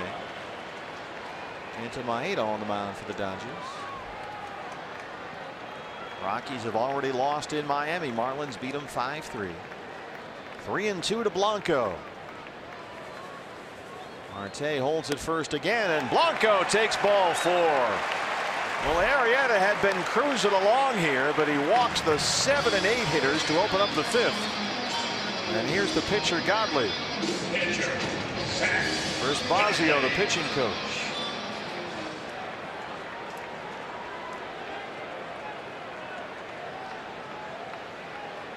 You saw the bench coach Dave Martinez there standing next to Joe Madden, signaling to Anthony Rizzo what they wanted him to do in this potential sac bunt situation.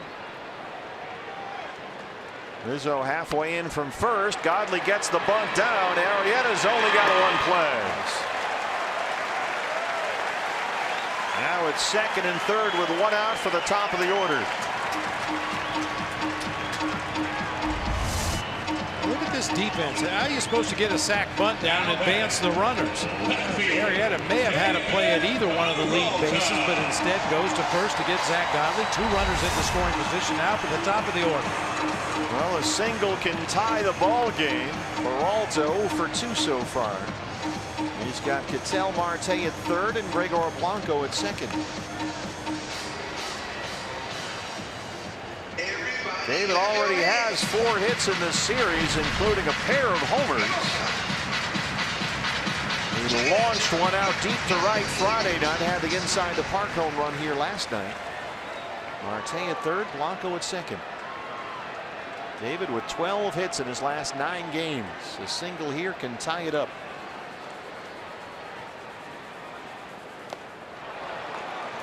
Change up on the first pitch.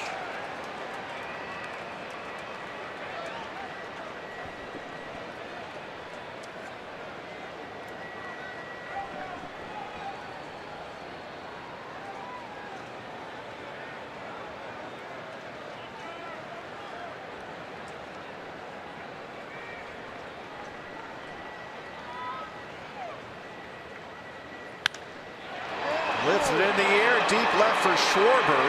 Marte at 3rd, and here he comes. The throw is cut off, and the Diamondbacks are on the board. It's 2-1, the RBI for Peralta.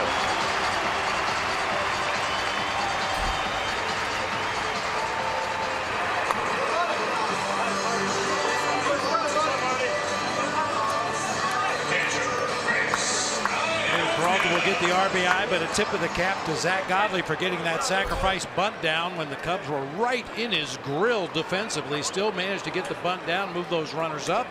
David Peralta with the sac fly to get the D-backs on the board. Blanco still at 2nd, 2 outs for Chris Iannetta, who's 0 for 2.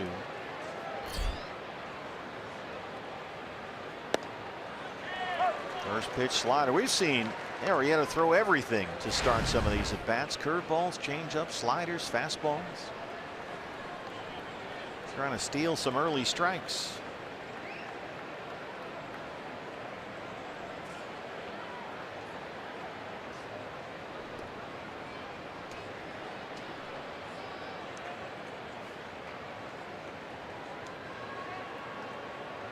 Iannetta has homered in 2 of his last 3 games. He homered twice in the series against the Dodgers last week.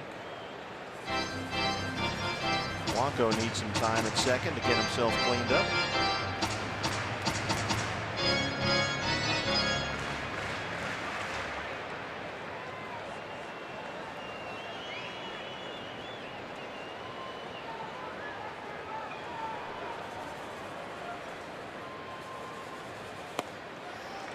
Fastball's a strike, and it's 0-2. Iannetta didn't like that call from Mike Winters back there.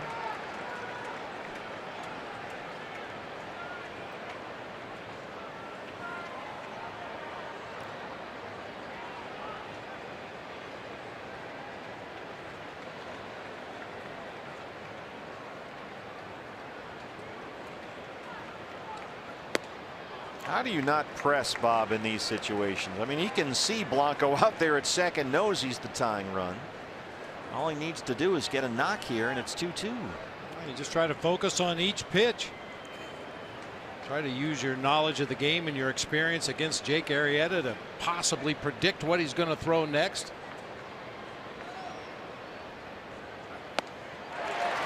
Well, it was a fastball, and he struck him out, but the Diamondbacks get on the board. They trail it 2-1.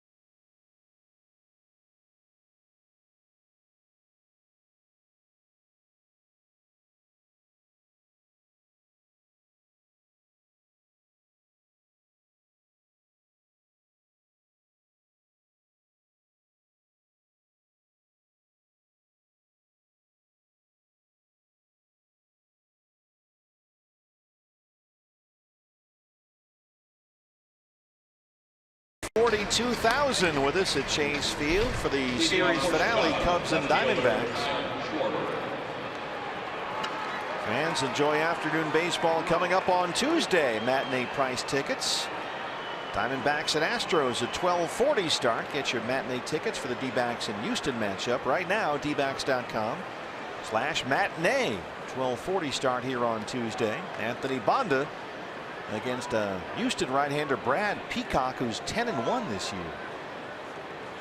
Shift is on for Kyle Schwarber to open up the 6th inning against Zach Godley. We play a 4-game home-and-home with the Astros starting tomorrow night. Zach Greinke pitches tomorrow against Colin McHugh. Diamondbacks live pregame show on Fox Sports Arizona. 6 o'clock for that one. And then a matinee on Tuesday afternoon before it's off to Houston for 2 games. Then 3 at Minnesota next weekend, followed by 4 in New York against the Mets. So it's the last big killer road trip of the year. Mike Butcher and Torey Lovullo planning out the next few innings as Schwarber looks at a strike. Kyle Schwarber has struck out in his last 6 at bats. He was 0 for 4 with 4 punch outs last night. He struck out twice against Godley so far today.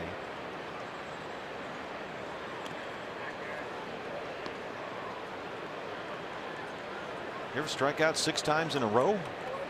That's tough. I don't recall ever doing that, although it's well within the realm of possibility.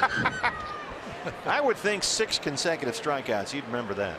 Anybody would. Can't get him to bite on that curveball. Full count, 3-2.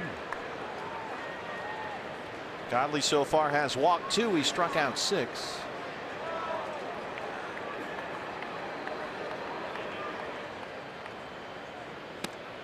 And Kyle Schwarber has now struck out in 7 consecutive at bats. 1 down. Hey fans, a day after every D-backs win, get 50% off all pizzas at regular menu price using promo code DBACKS50 at papajohns.com. I'm sure Gracie never struck out in 7 straight at bats. Jason Hayward. By the way, speaking of Gracie, did you see what happened there between innings? I did. Yeah. A very special edition of the Legends race here at Chase Field. Big crowd on hand to see that. I didn't realize that the Legends actually the actual Legends got directly involved in the event, but that happened here with Gracie. Yeah, Gracie standing at the finish line waiting for his big head to come around and win the race. You mean the mascot? Yeah. Oh, okay. Yeah. And this was the finish. The Gracie legend just high stepping across the finish line, and there is Gracie to welcome him home. Big win for Team Gracie here today. Yeah, the fan that has the winning big head usually gets a $50 gift card, but since Gracie's an employee of the Diamondbacks, he was sadly ineligible. Enjoy these lovely parting gifts. We have a version of our home game for you. And some Z-Brick and some turtle wax. Sanderson Ford bullpen. Andrew Chaffin, the left-hander, warming up. Zach Godley approaching 100 pitches here with 1 out in the 6th.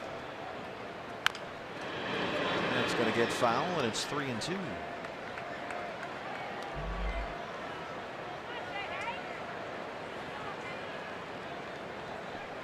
Diamondbacks have just not been able to get any offense going to support Zach Godley here today. So far, only 1 run on 2 hits. They just got a run in the bottom of the 5th without the benefit of a base hit. 2 walks, a couple of sacrifices. He didn't go, says Mark Wegner, and Hayward draws a 1-out walk.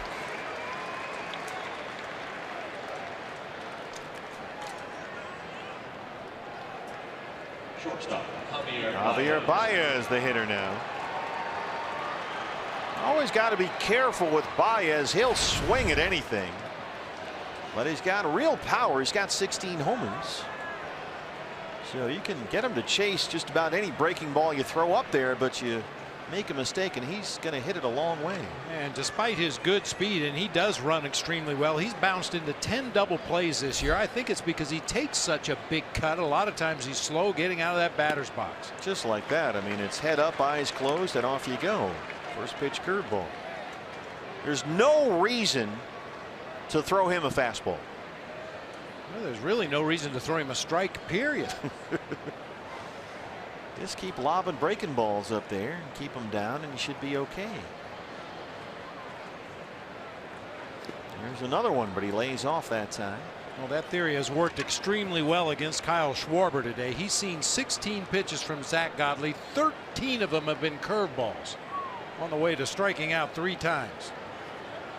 Last night for Schwarber, it was the Corbin slider. Today it's been the Godley curveball.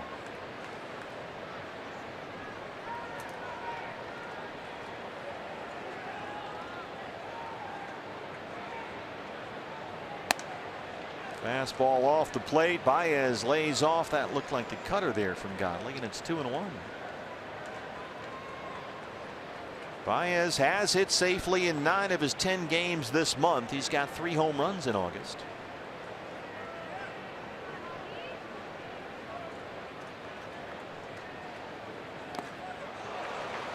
Waves at another curveball, and it's 2-2. Pitcher spot up next, and Jake Arrieta is out there in the on-deck circle. And Zach about to throw his 100th pitch.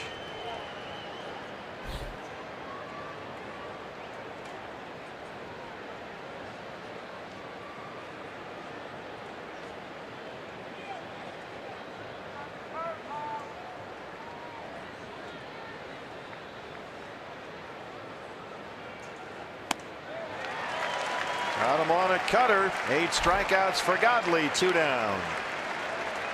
100 pitches and 57 strikes.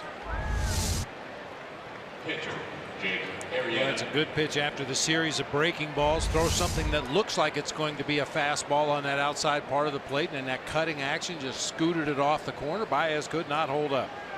And you do have to be careful with Arrieta. Here are the numbers on Zach Godley. 23 pitches in that first inning. He had 4 strikeouts in the first inning. Cubs scored a run on a strikeout and a wild pitch. Godley, only the second pitcher in Diamondbacks history to strike out 4 batters in 1 inning. Oliver Perez was the other one 4 years ago.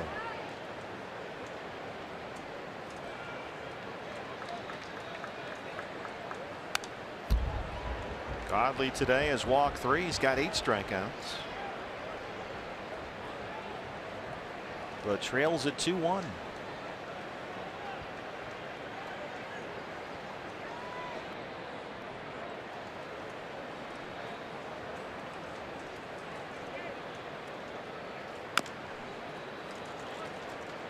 It is remarkable, Bob, how consistent Zack Godley has been since the first day. Every time out there, maybe with the exception of his start at Atlanta, it's, you know, 6 innings, 2 runs. I mean, he just does a great job every time. And you can forgive that outing in Atlanta because he had about, what, 50 friends and family there in attendance to watch him pitch in that ball game, maybe a little overamped. And that was actually only a bad 3 innings against the Braves. He changed his approach and finished up that game with a whole bunch of strikeouts. He ended up striking out 9 Braves in that game. But his consistency this year has been remarkable. Filling in for the injured Shelby Miller after Shelby's Tommy John surgery. 2-2 on Arrieta. That one goes way back to the backstop. He spiked a curveball, and Hayward moves into scoring position. Now a full count on the Cubs pitcher.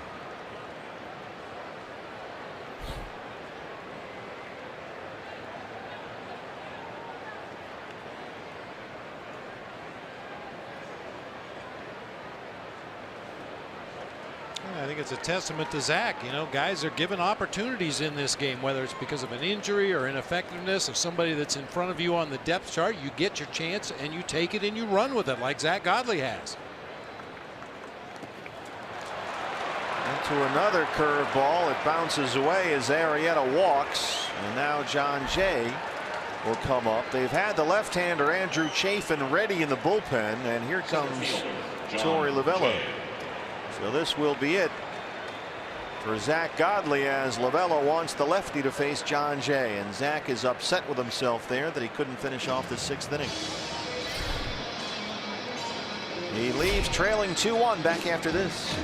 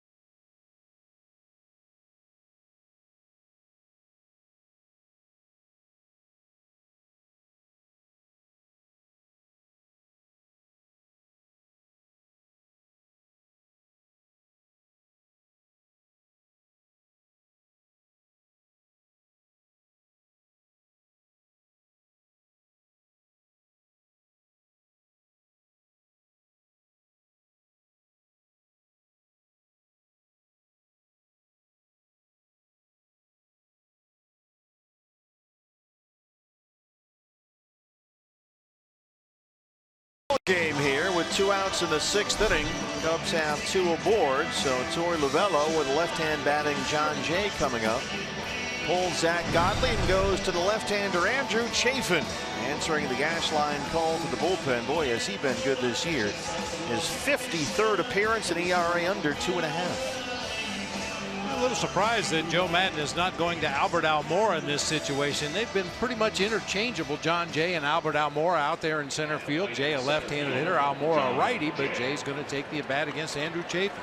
The only thing that I can think of is that Jay has actually pretty good numbers against left-hand pitching this year. He's a .310 batter versus lefties. He doesn't face them a whole lot. But he's up there now with 2 on and 2 outs. Chaffin trying to keep it a 2-1 game. Jason Hayward, the runner at second. The pitcher, Jake Arrieta's at first.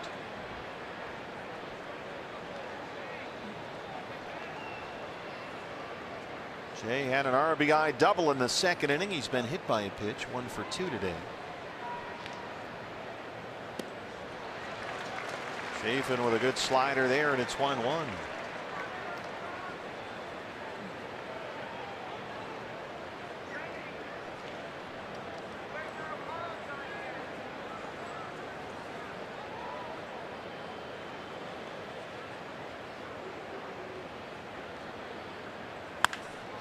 On the ground to second.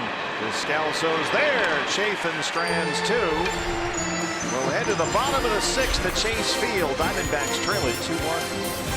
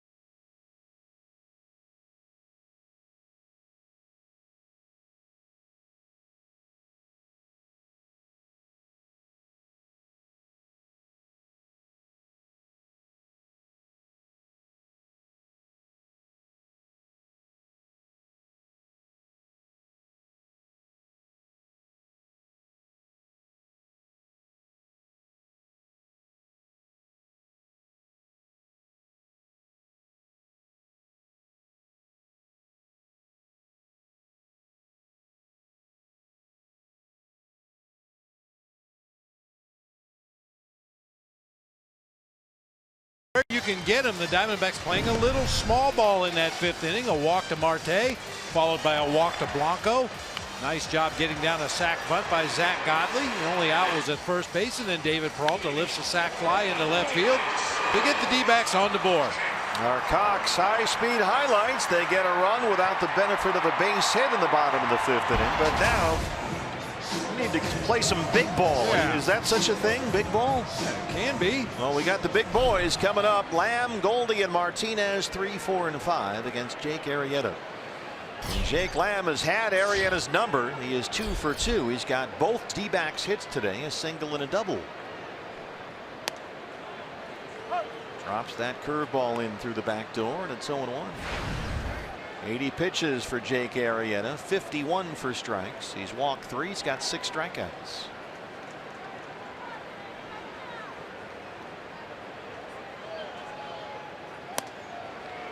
Man, does he get a lot of movement on that 2-seamer? 91, 92 miles an hour. Started that one off the plate inside and tailed it back over the inner third of the plate. A lot of tailing action.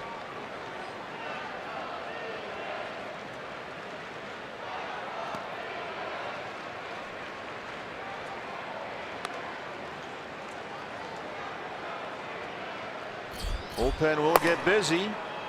Carl Edwards Jr., the right-hander, warming up in the bullpen. Arrieta, maybe not the same guy he was 2 years ago when he won the Cy Young Award, but boy, been pretty solid. 11 wins, an ERA under 4.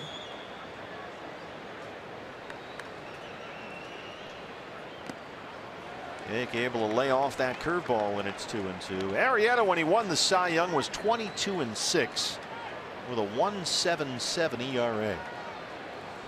And then last year he was an 18-game winner. The ERA went up to 3.10. This year it's at 3.83. Beat out Zach Greinke for the Cy Young Award that year after Greinke's outstanding season in LA. Jake Lamb 3 for 3, a leadoff single. Hey fans, anytime the D-backs score 5 runs or more, you know what that means. Taco Bell is giving away 3 free tacos with the purchase of a large drink between 4 and 6 the following day at participating locations. Well, somebody other than Jake Lamb needs to get a base hit.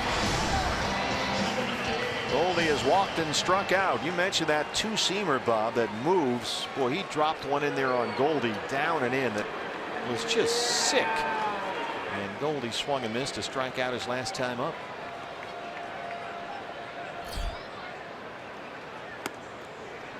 Steele strike one with a curveball.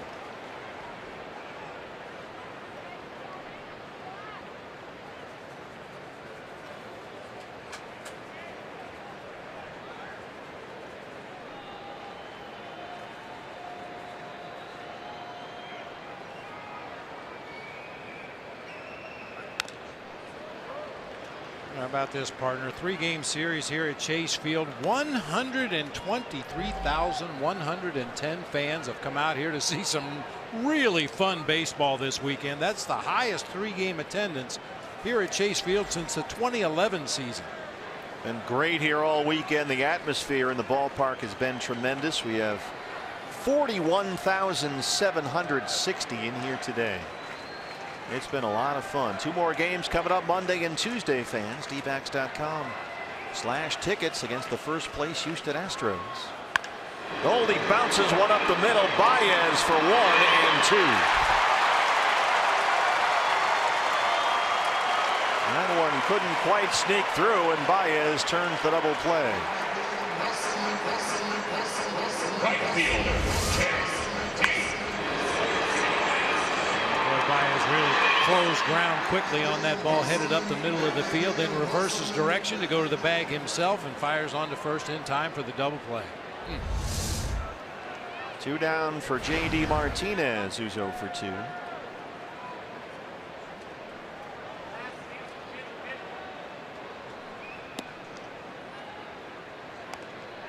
This is about, in terms of the pitch count, where Jake Arrieta maxes out. He doesn't go over 100 pitches in a ball game a whole lot.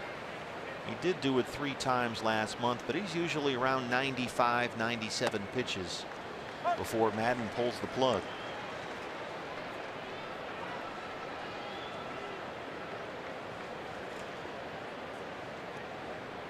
He does have Edwards Jr. warming up in the bullpen.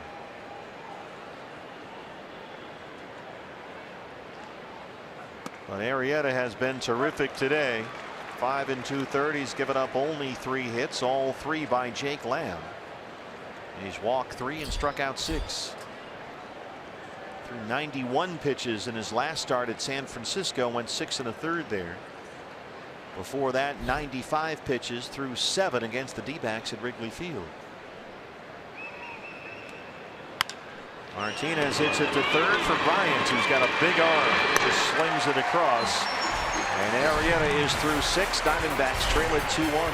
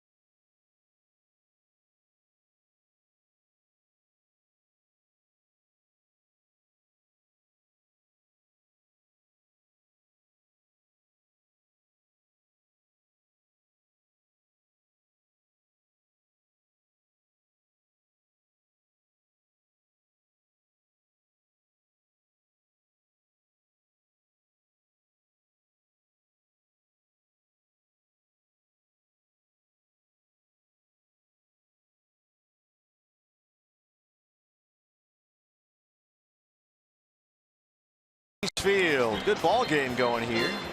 Rubber game of this 3-game set. Diamondbacks trail at 2-1. Fans, now is the time for you to become a Diamondbacks season ticket holder. 2018 season seats are on sale right now, and you can customize your own season ticket plan. You can get different series, you can get just a weekend plan, you can get a half-season ticket plan, or you can go all in with full season tickets and get all the benefits. You can buy or renew your season tickets online right now. dbacks.com/advantage. Ben Zobrist off the bench to face Andrew Chaffin. He's hitting for Tommy La Stella, the second baseman.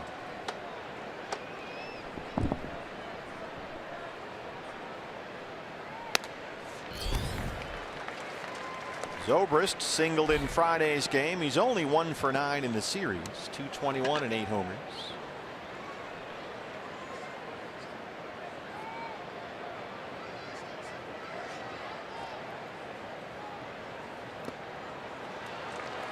Slider from Chaffin, and it's 1-2. Jake Barrett, the right-hander, has been warming up at the Diamondback bullpen, but he stopped throwing for the moment. He's got the right-hander Chris Bryant on deck and the left-hander Anthony Rizzo behind him. Chaffin strikes out Zobrist. Iannetta finishes that one off. 1 down in the 7th. That's one way to avoid having a bad pitch called on you. Just swing it all of it. Oh, Chris Bryant, what a series he's had. It's our State Farm winning combo. Bryant has 8 hits in the series. He's 8 for 9. His on-base percentage in the series is .923. Stop it. He has singled, doubled, walked, and scored a run today. What can you do? He is, after all, the reigning National League MVP. First pitch fastball's in there for a strike.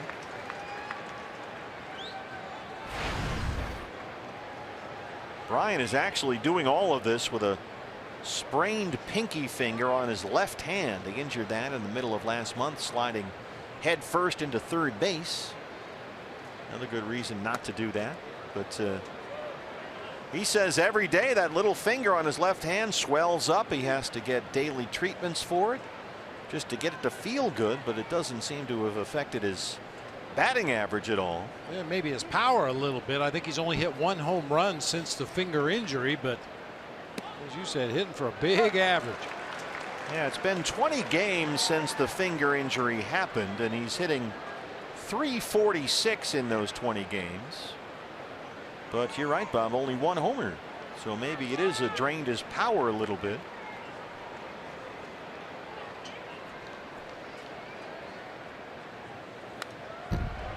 Just fouled that fastball straight back.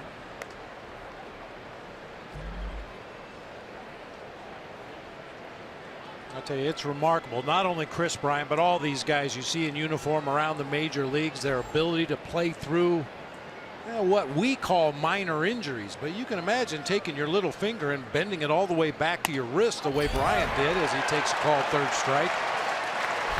Ice it down, wrap it up, and go play.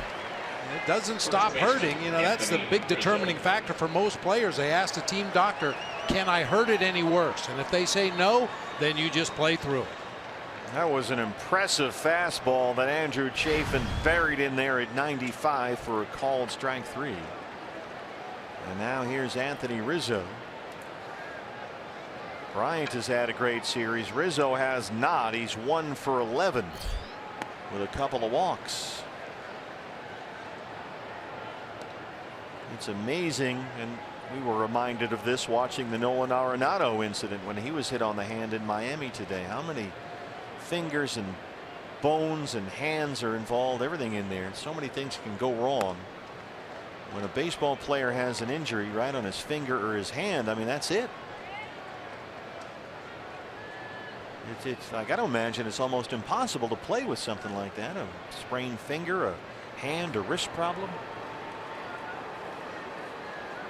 Nick Ahmed dealing with that right now. Hopefully Nick is back by the end of this month. Hit on the hand by a pitch earlier this year. Chris Owings is out with the same problem. We've seen Nick be a lot more active lately, taking ground balls, taking some cuts in the cage.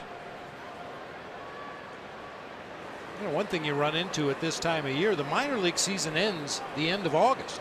So you don't have a place to send guys to get game at bats or game innings if it's a pitcher.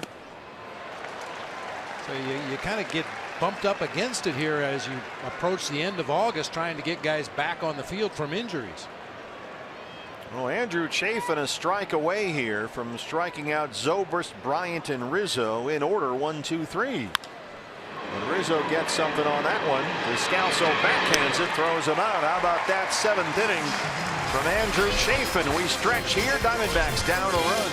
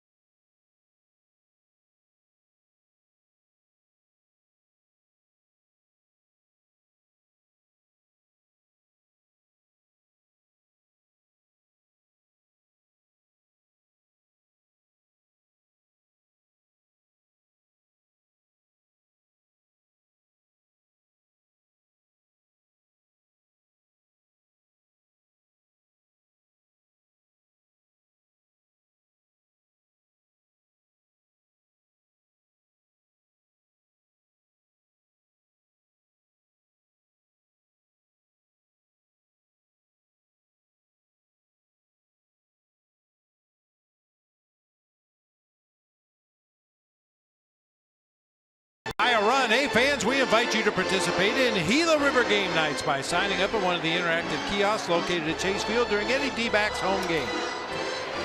Well, we mentioned in the 6th inning that in terms of the pitch count that it was generally where Jake Arrieta's day ends, and indeed it's Carl Edwards Jr. who was out to start the bottom of the 7th inning. He's had a good year, his 52nd appearance, a 3.69 ERA. And worked at Daniel Descalso, Ketel Marte, and Gregor Blanco, the scheduled hitters, 6, 7, and 8. We saw Edwards in the series opener here as Ben Zobrist stays in the game. He walked Martinez on Friday, then got Descalso to the ground into a double play. Edwards was really good in the first 27 games of the season. He had an ERA just over 1, but since then he's pitched to a 6.86 ERA. Big arm, big strikeout pitcher out there on the mound. Time for somebody to get a base hit besides Jake Lamb. Lamb is 3 for 3. So we'll see how the Diamondbacks can fare against Edwards as Descalso leads off the 7th. Diamondbacks have been out hit 4-3. They trail it 2-1. Baxter and everybody having a great time at the ballpark. What a weekend it's been here. Last night 42,219. Today 41,760. A big weekend of Diamondbacks baseball here at the ballpark, and we got 2 more games on this homestand, fans. The Astros come in tomorrow night and Tuesday afternoon. We'll get you a matinee price on that ticket for Tuesday. dbacks.com/matinee. Zach Greinke pitches against Colin McHugh tomorrow night here. So here we go. Descalso has struck out, flied out. He leads off the 7th. Rockies have already lost. The Marlins beat him in Miami 5-3. Descalso drives the first pitch to center, but right at Jay for 1 out. Cardinals have lost at home. Their winning streak finally ends. Atlanta beat St. Louis 6-3. Brewers beat the Reds at Miller Park 7-4. So all those games are finals. Ketel Marte walked and scored his last time up.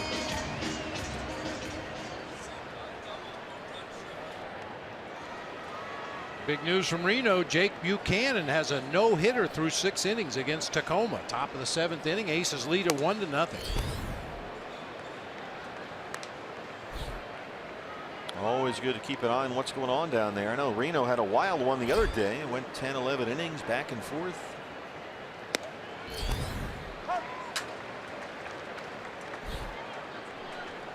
That's where Ketel Marte was playing when he got called up earlier this year. 70 games at Reno. He had 338. Having a big year in AAA.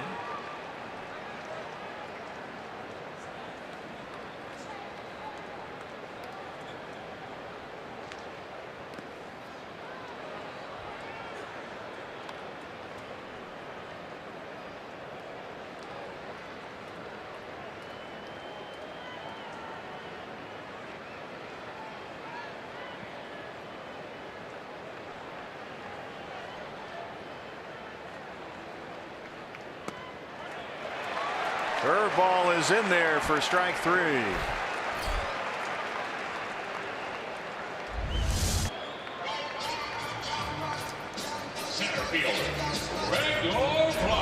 curveball, big 12-6 curveball, all the movement straight down. Gregor Blanco walked his last time up against Jake Arrieta.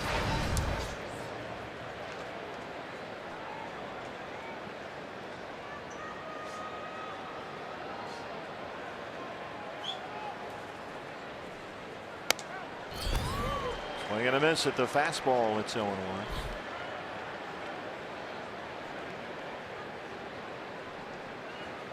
Pitcher spot up next. Chris Herman in the on-deck circle.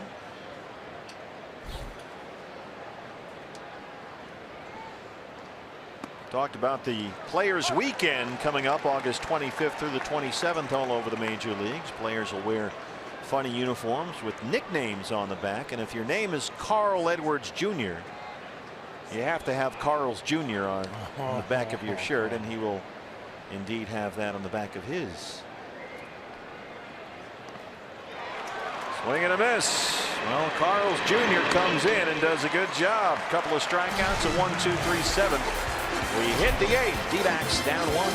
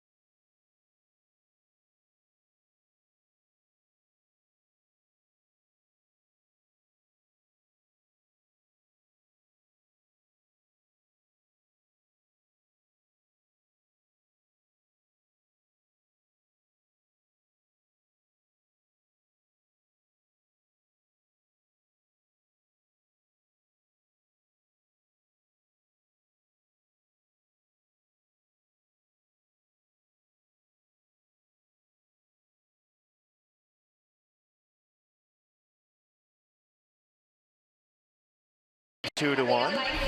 Fans, the D-backs are showing appreciation to all teachers at the game coming up Saturday, August 26th. You can buy a special event ticket pack and get a suite level ticket to the game, plus a D-backs cooler bag filled with back-to-school items, including a USB drive, a pad folio, a t-shirt, water bottle, all kinds of stuff. Visit dbacks.com/teacher, and we'll see you down here Saturday, August 26th. Another left-hander out from the Diamondbacks bullpen. It's the veteran Jorge De La Rosa.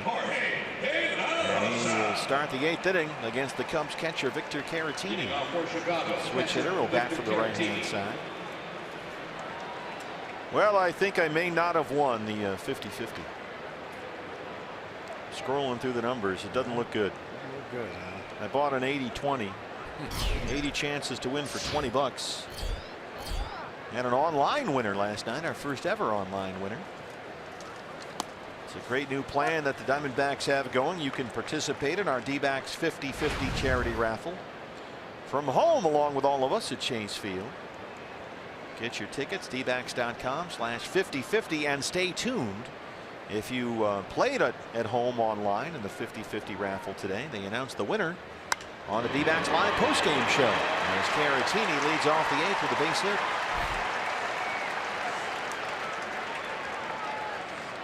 I don't think that I won, I have to tell you. Did you? How'd you do? Did you come close? I think I'm right there with you. With nothing. Another lucky loser. Albert Almora will hit for Kyle Schwarber. Almora, the right-hand bat in there. Schwarber struck out in his last 7 at-bats going back to the start of last night's ball game. So Almora is announced as the hitter, and here comes Torey Lovullo checking in with Mike Winters. Yeah, the applause you heard when Almora was announced as a pinch hitter came from Kyle Schwarber. It did sound awfully loud. So Jake Barrett is on his way in. We'll sort this out when we come back.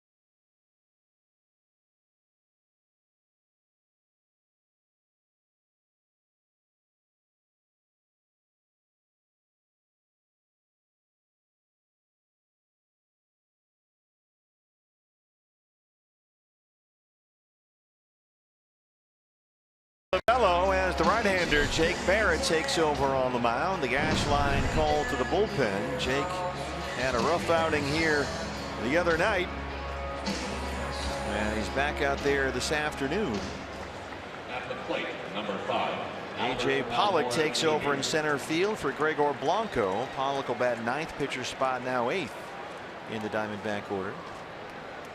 Saw Jake Barrett come on to start the 5th inning. In the last game against the Dodgers, gave up a home run to the first batter he faced, Chris Taylor. And here's Albert Almora Jr. batting for Kyle Schwarber. Joe's bunt takes a strike. Almora, 276.5 homers. He started last night in center field, went 0 for 3.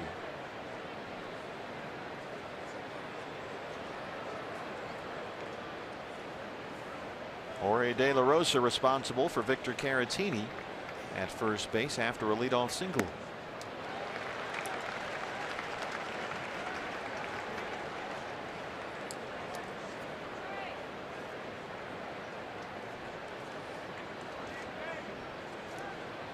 That was the first real rough outing that Jake Barrett has had in a while. That game against the Dodgers on Thursday. Jake gave up 3 runs on 3 hits in 1 inning, including the homer. That stays fair for Lamb. Got to hurry, and he got him at first. Almora, the head first slide into the bag. He wants a challenge. Caratini moves into second.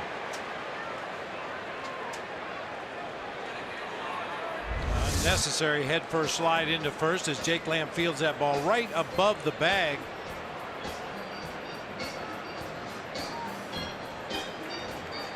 They got him.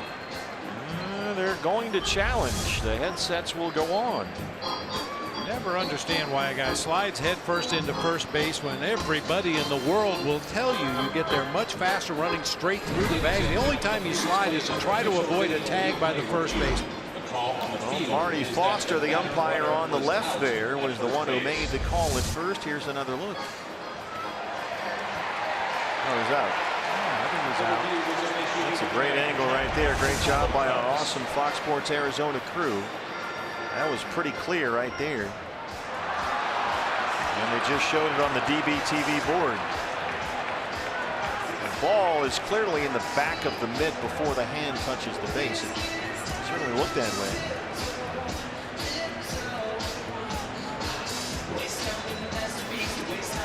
And that's what they saw in New York. Call, in fact, is confirmed.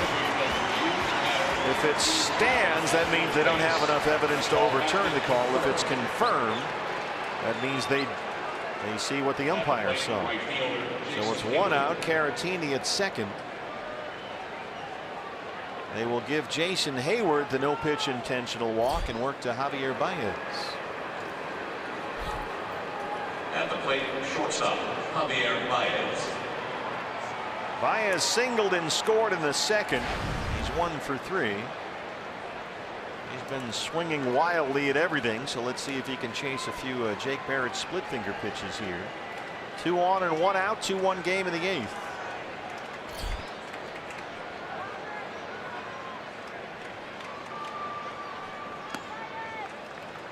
Slider that time, and it's 1-0.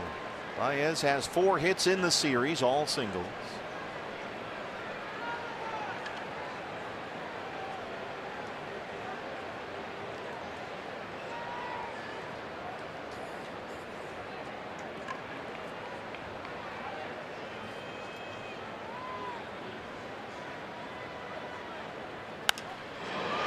That's going to reach the seats and out of play. It's 1-1.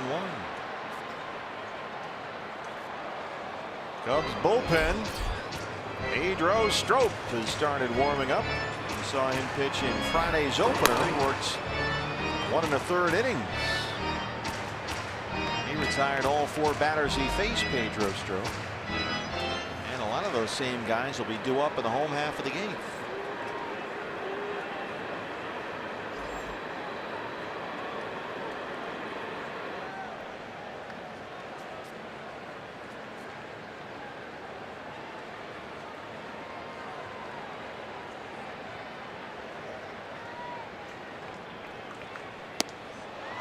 Baez swings wildly at a slider, and it's 1-2. Pitcher spot is up next for the Cubs, and the switch hitting Ian Happ is in the on deck circle.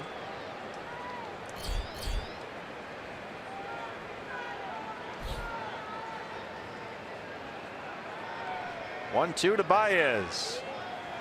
That one is launched way out of here. On to the Friday's Front Row Sports Grill. Javier Baez, his 17th, and the Cubs have a 5-1 lead.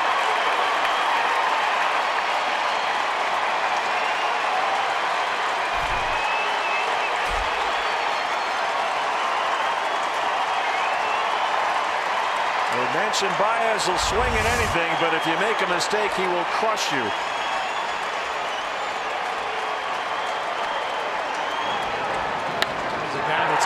himself out throughout this series. You just don't have to throw him a strike. And unfortunately, Jake Barrett left one on the inner third of the plate and down a little bit. Whoa, way out.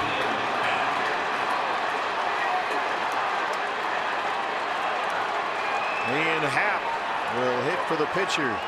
463 feet for Javier Baez. 113 miles an hour off the bat, according to StatCast. So Baez hits one 463 off the Friday's Front Row Sports Grill in left field.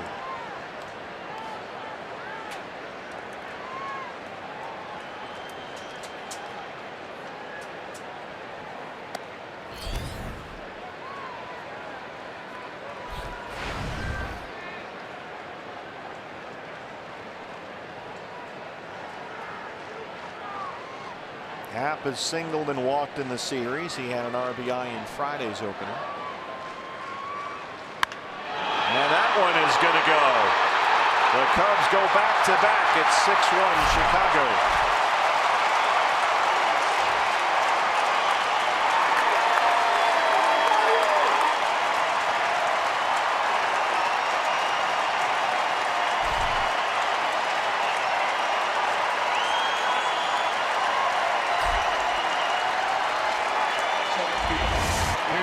Breaking ball that stayed in the strike zone. Yeah, right there. Knee high, inner third of the plate, and Happ goes deep.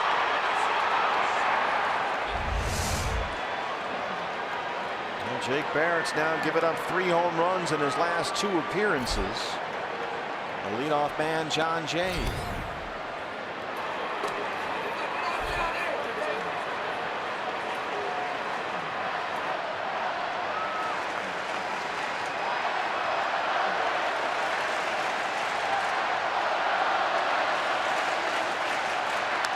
Cub fans here know the Cardinals have already lost.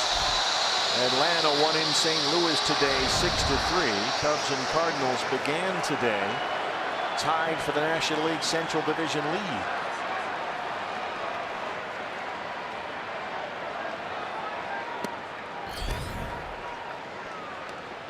Two and one on John Jay.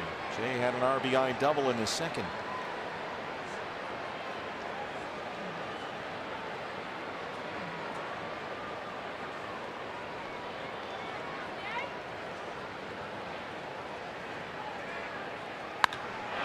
This one's way up in the air, deep right center. A.J. Pollock. 2 outs.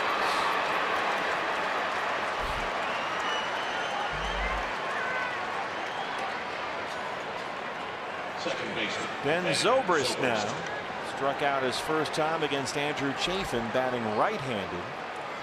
Now he'll bat lefty against Jake Barrett.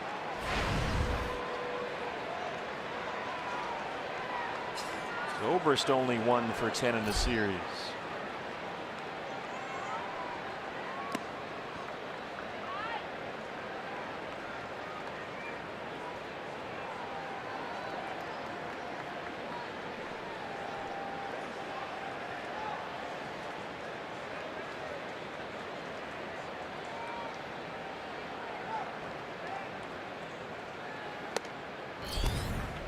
I'm not sure I've ever seen the movie Ring the Bell. Are you familiar with that film? Not even a little bit.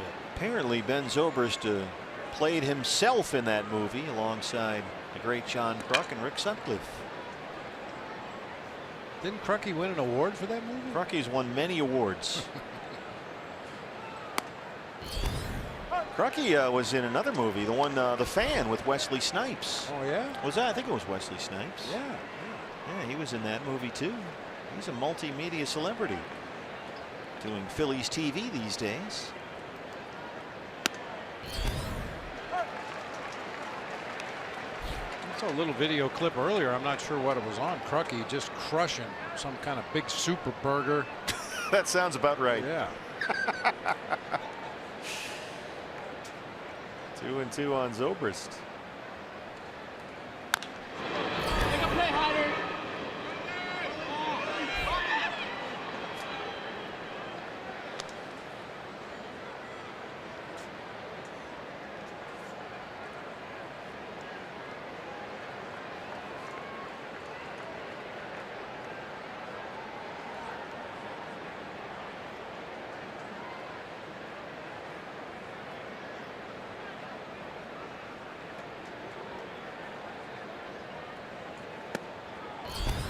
Fastball. Mike Winters didn't like it, and it's full 3-2. Well, Jake Barrett's last 2 appearances, he's given up 7 runs, including 3 home runs. That's after 13 games when he did not allow a run. Who saw this coming? Yeah, Jake had been terrific ever since he rejoined the Diamondbacks.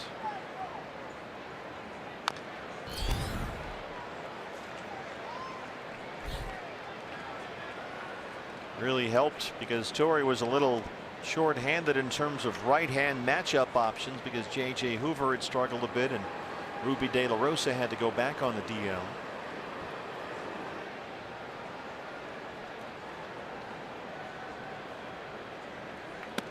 There's the fastball for strike 3, but the Cubs get 2 home runs. Javier Baez, inning and a half go back-to-back. Diamondbacks down 5.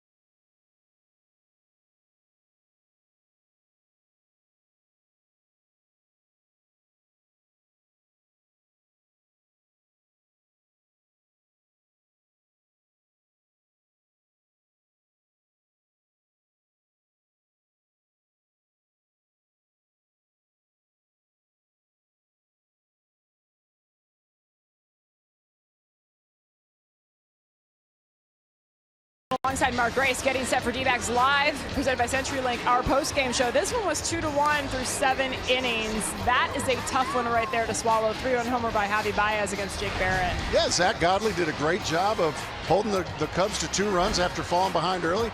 Diamondbacks were trying to get back in it, but unfortunately Jake Barrett came in and threw a couple of really bad sliders, and they went a really long ways. He's been struggling of late after a very good stretch. All right, tall order for the offense, but we will be watching closely. We hope you will be too, guys. Okay, thanks, guys. We'll stay tuned for D-backs Live, presented by CenturyLink after the ball game. We'll have the winner of our Diamondbacks charity 50-50 raffle. We have another online winner today, I'm told. So someone at home has won half the pot. Pedro Strop, pardon me, is the new Cubs pitcher here to start the bottom of the 8th inning. A.J. Pollock will lead it off. Albert Almora Jr. remains in the game in center field. John Jay slides over to left, and Ian Happ takes over at second base.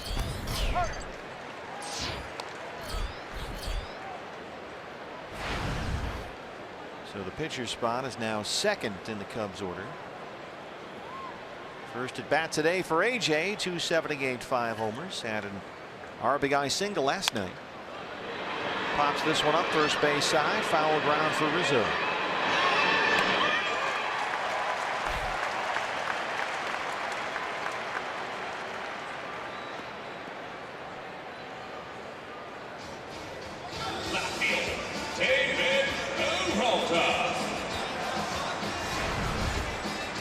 Peralta 0 for 2. He drove in the Diamondbacks' only run so far, a sacrifice fly in the 5th inning. D-backs still with only 1 run on 3 hits. And Jake Lamb has all 3 hits for the D-backs, 2 singles and a double.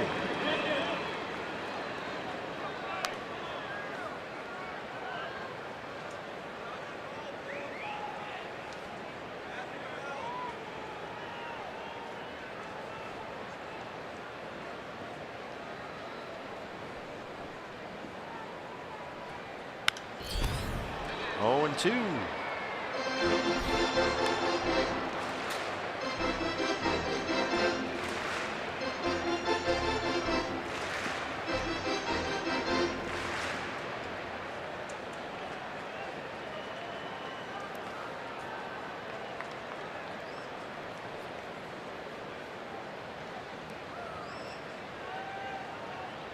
We documented about Pedro Strop the other night when he pitched in the ball game. He's one of those guys that will quick pitch from time to time. He'll take a full high leg kick. Other times he'll have a high leg kick with a pause in the middle. Whatever happened to repeatable mechanics? It went out the window with complete games. Yes, maybe there's a connection. Could be.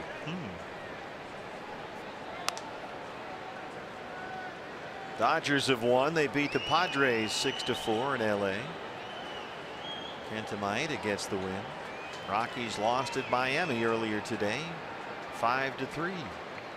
Justin Turner with 2 more home runs for the Dodgers today. This is in the hole for Bryant.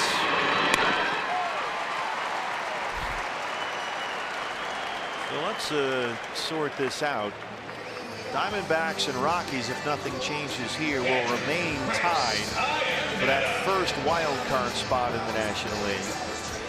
The Cardinals lost at home 6-3 to the Braves. So they will drop a game behind the Cubs for the Central Division lead, but they'll stay 4.5 games off the wild card pace. Milwaukee won 7-4. They beat the Reds, so the Brewers will pick up a game. Milwaukee will be 5.5 out of a wild card spot. Pittsburgh lost at Toronto 7-1, so the Pirates would stay 7.5 back. 0-2 on Chris Iannetta.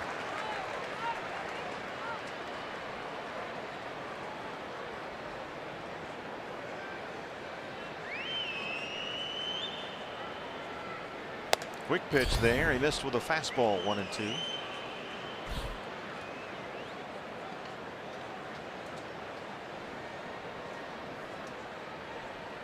Another one. Iannetta swing and a miss. Chased a slider that time. Pedro Strop, a 1-2 3/8 inning. Diamondbacks trail the Cubs 6-1.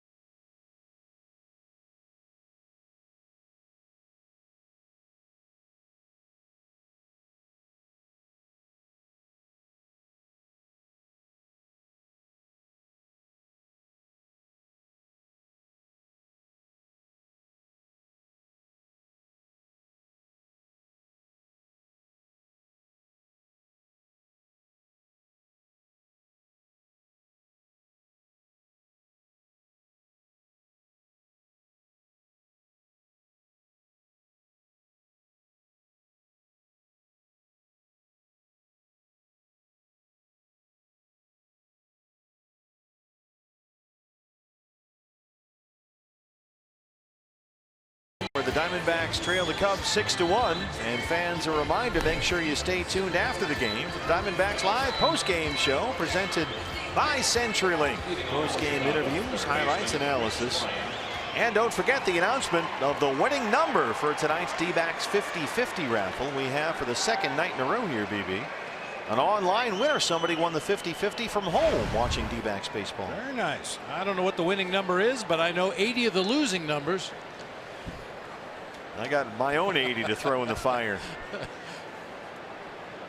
There we did. You did raise an interesting point, which I thought was a technicality, that the numbers do have to be correct all in a row. I thought you had something going there for a minute. We might see some money on this deal, but it didn't work out. They weren't convinced. No. Well, Chris Bryant's had a huge series. He's got 8 hits in the series. He has singled, doubled, and walked today. Might have to check the bylaws of the 50-50 raffle. And you get into those bylaws, and all kinds of things happen.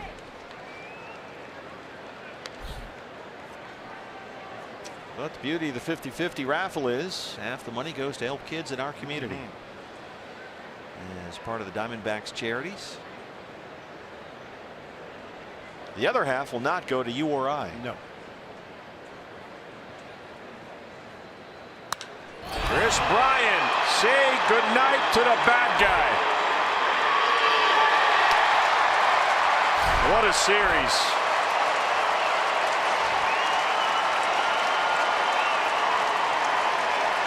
Chris Bryant has 9 hits in 3 games. That's his 21st home run.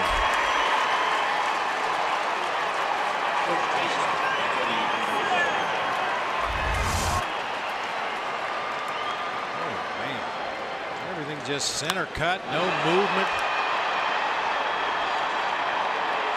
Well, Jake Barrett, that's 3 home runs he's given up in a span of what, 7, 8 batters. Here's Anthony Rizzo. 3 homers and 8 batters for Jake Barrett in this outing. After he gave up a home run his last time out against the Dodgers. As hot as Chris Bryant has been in this series, that's how cold that Anthony Rizzo has been. I mean, we've seen this with Goldie from time to time, where he'll carry the team for 2 or 3 weeks at a time all by himself. No help up above him or below him in the lineup, and then when Goldie goes cold, you ideally hope somebody else heats up. Right now, Rizzo or Bryant is as hot as a human being can be. And in the meantime, Anthony Rizzo is 1 for 12 in the series with a single and a pair of walks.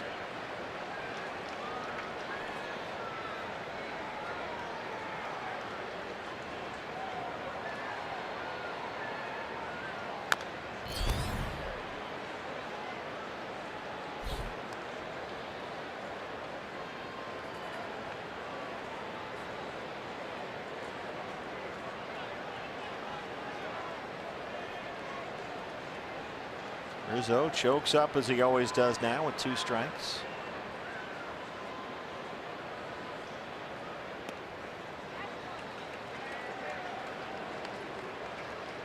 One bad outing is certainly no big deal. Everyone's entitled. It happens to everybody. But this is 2 pretty rough outings in a row for Jake Barrett.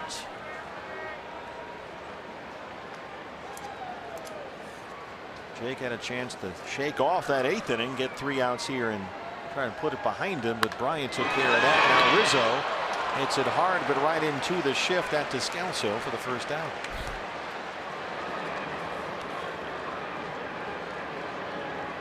As Jody mentioned just a moment ago with Gracie, Jake had been outstanding, holding opponents scoreless in 13 of his last 14 outings. But he's had a rough time today. Here's Victor Caratini, the rookie catcher.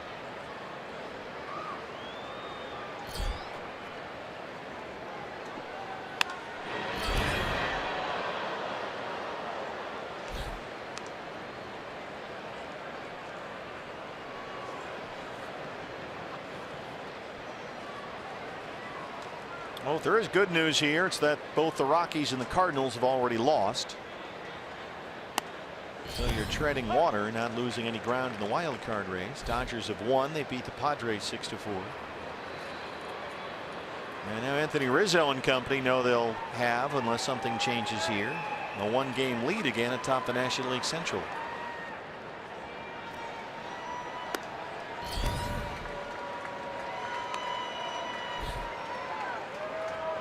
Well, those Brewers aren't going away. They picked up Neil Walker over the weekend in a trade with the Mets.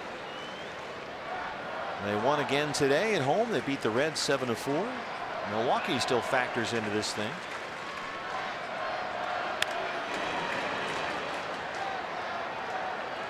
Milwaukee will stay. Let's see, only 2 games behind the Cubs for the Central Division lead. And they're in the thick of the wild card race as well.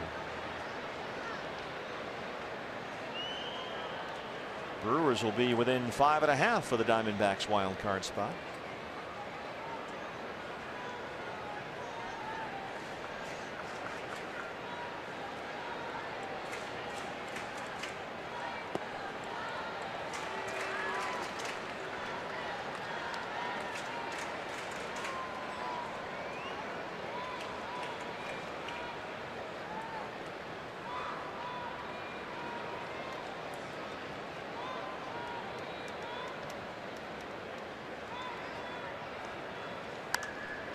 Two is fouled away. Jake Barrett now with 37 pitches here. There is some action in the Diamondback bullpen. Left-hander getting ready down there.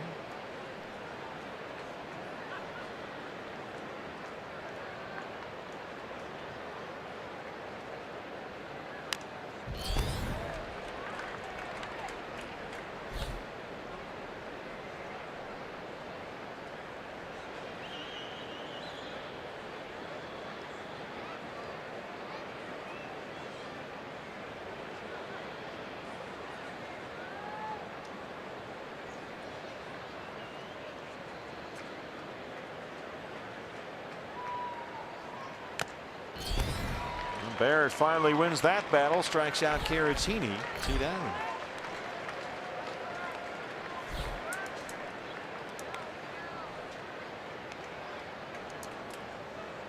Albert Almora, the hitter now. He grounded out his only other at bat here today.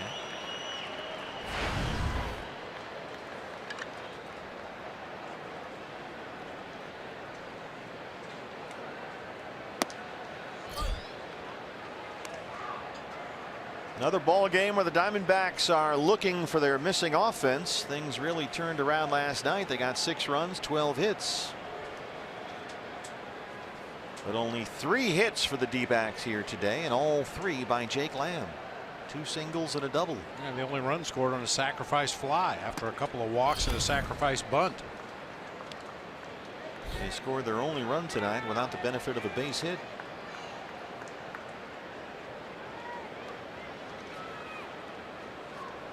That's after the D-backs opened up this series with a quiet night offensively. Only 3 runs on 5 hits. Almora's got himself a base hit. That ball gets behind Peralta, and Almora will stop at second.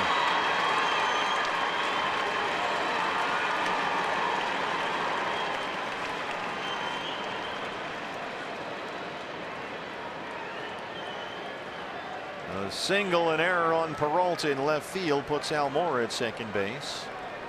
Single E7. And here comes Torey Lovullo. Couple of appearances in this homestand that Jake Barrett would like to forget. TJ McFarland on his way in. We'll take a break from Chase Field.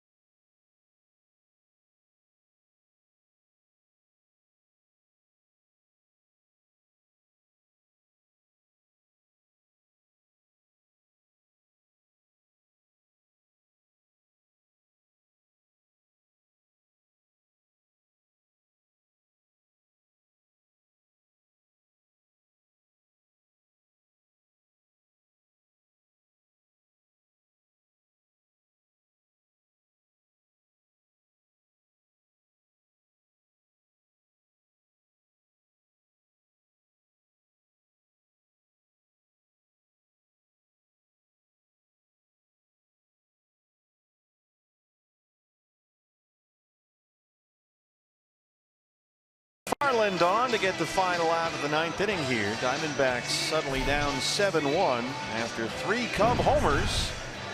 The numbers on TJ. His 31st appearance. Jason Hayward will be the hitter. Javier Baez and Ian Happ back-to-back homers in the 8th inning. Chris Bryant a long home run to lead off the 9th. Well, it was a 2-1 ball game. Suddenly a 7-1 Cubs lead.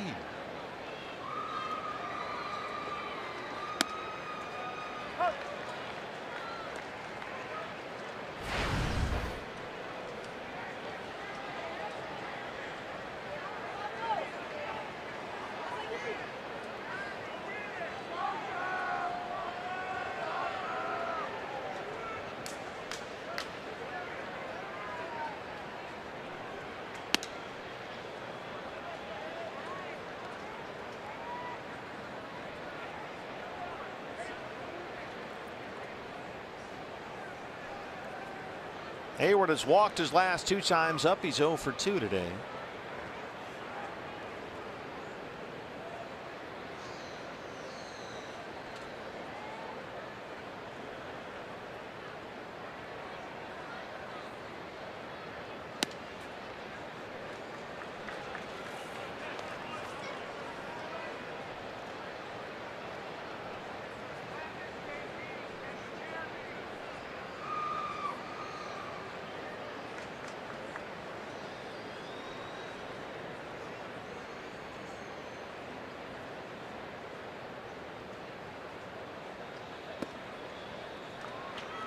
Three and one.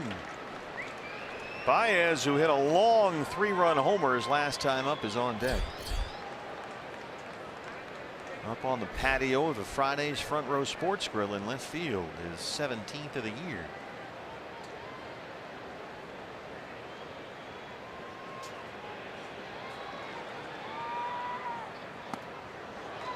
Full count, 3-2.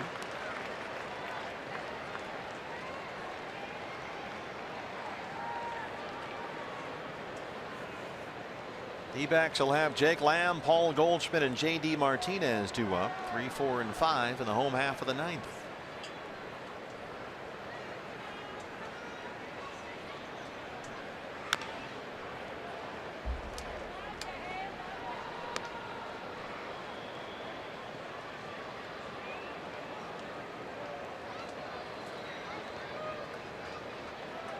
Big series for Chris Bryant. 9 hits, including that home run to lead off this inning. His 21st.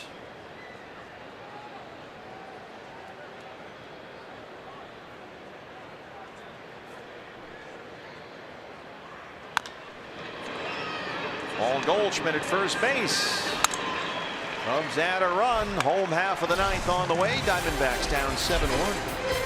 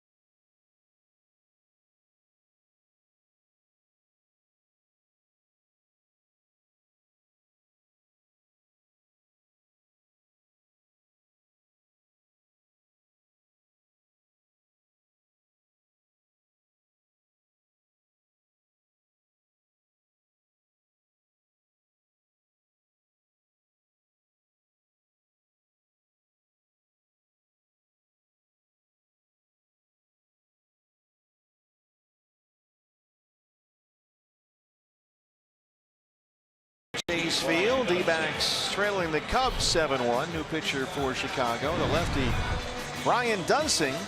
We saw him briefly in Friday's series opener. He worked 1/3 of an inning. No need to bring in your closer, certainly, if you're Joe Madden, but boy, you look at the calendar here, Bob. Wade Davis, Cub closer. It's been almost a week since he threw a pitch. Yeah, he got the save against the San Francisco Giants back on the 7th of August, and hasn't pitched in a game since then. He's down there warming up right now. But it's Dunsing with a 7-1 lead. The Diamondbacks have only 1 run on 3 hits. And Jake Lamb has all 3 hits. He'll lead off the 9th. He singled in the 1st, doubled in the 4th, and singled in the 6th. D-backs out hit 9-3. They trail it 7-1.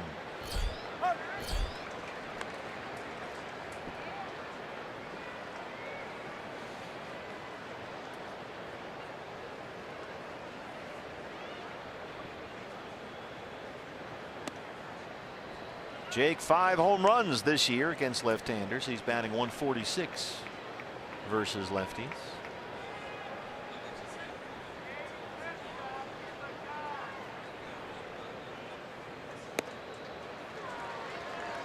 One and 2.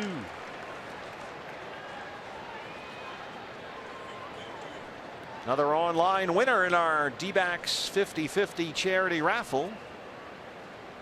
Jody Jackson and Mark Gray standing by. Diamondbacks Live, presented by CenturyLink. Post-game show will have the winning number. So one of you out there won. Watching D-backs baseball with us here today.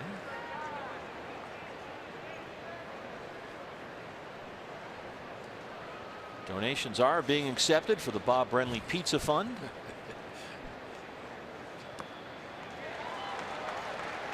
Jake Lamb strikes out to open up the 9th.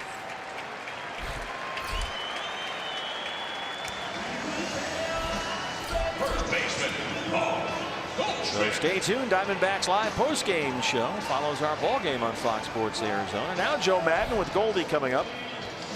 Maybe going to let Wade Davis get into a ball game here. Dunsing gets the lefty Lamb, and Madden goes to the pen back after this.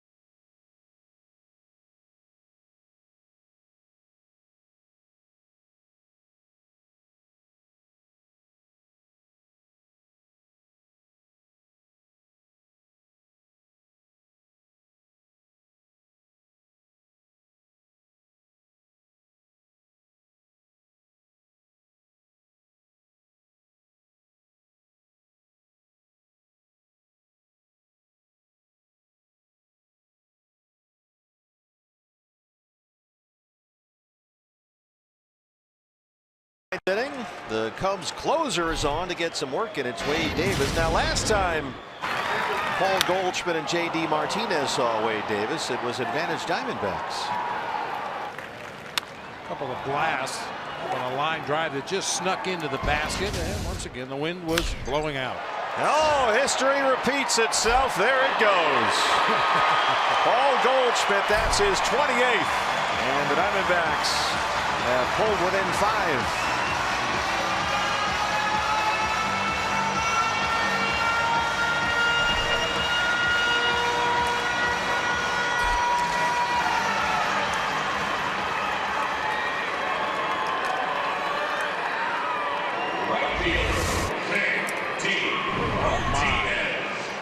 asked Goldie, where do you want me to throw this ball so you can hit it out of the park? That's probably what he would have asked for. Our Chaz Roberts Air Conditioning and Plumbing cool play of the game. Paul Goldschmidt with a solo blast here in the bottom of the ninth. We'll see if they can go back-to-back again against Wade Davis. Here's J.D. Martinez. A jumbo jack. Head down to Jack in the Box tomorrow. Get a free jumbo jack with the purchase of a large drink. J.D. 0 for 3. The first non-Jake Lamb hit of the afternoon for the Diamondbacks there on the Goldie homer.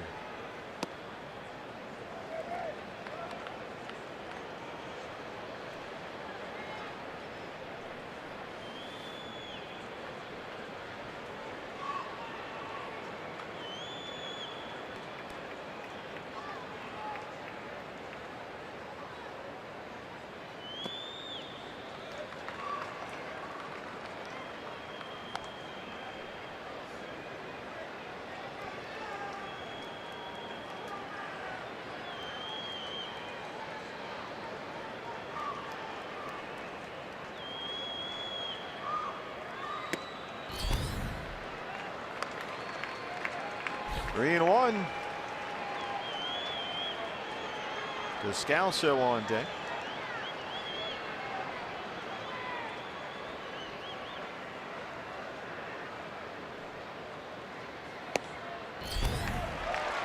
Ball 4.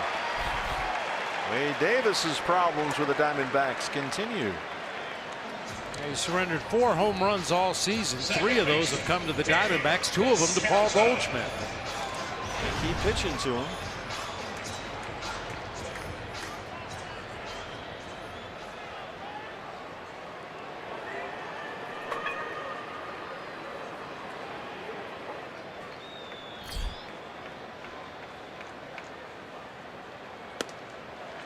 Martinez takes second base uncontested. Ball 1 to Daniel Descalso.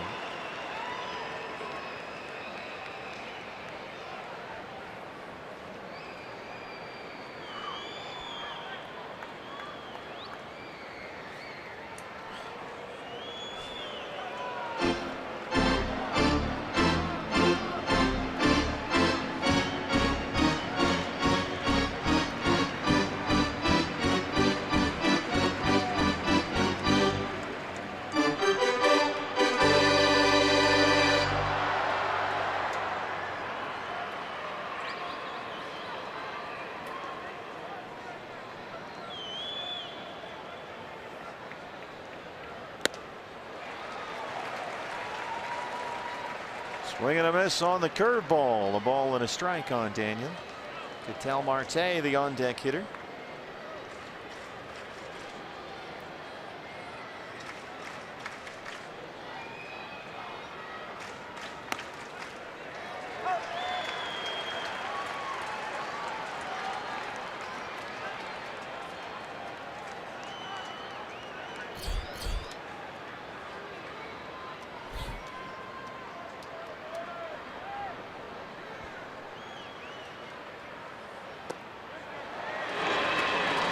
Strikes out. 2 down in the 9th. Shortstop, Ketel Marte. Here is Ketel Marte. Walked and scored in the 5th. 0 for 2.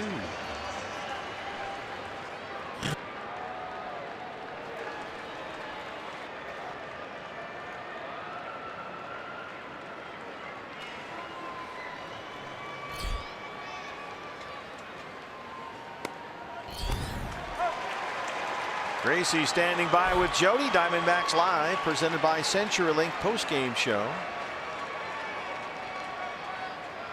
Reaction from inside the clubhouse. You'll hear Torey Lovullo's postgame comments, and we'll have the winner of our charity 50-50 raffle, another online winner from home here today. Houston Astros in for the first of 2 games tomorrow night. Zach Greinke starts tomorrow night against Colin McHugh.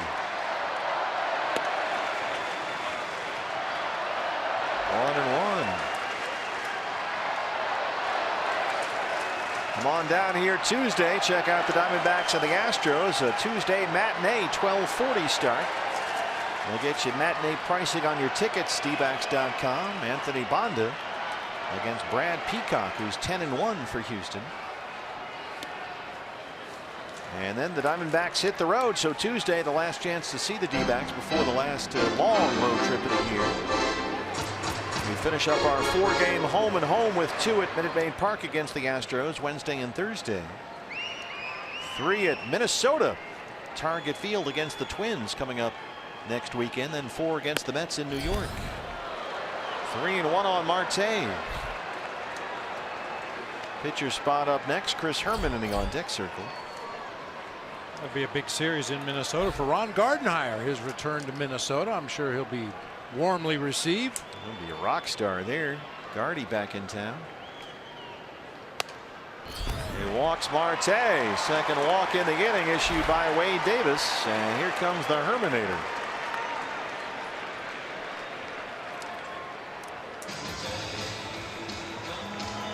Chris Herman, 165. He's got 8 homers. Chris 2 for 28 as a pinch hitter this year. 2 on and 2 out.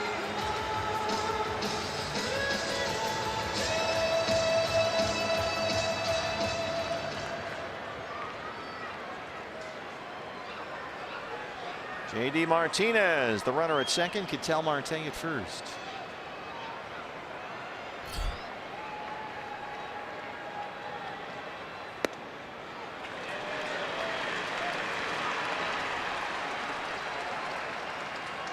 Chris had a pair of singles in his start behind the plate here Friday night.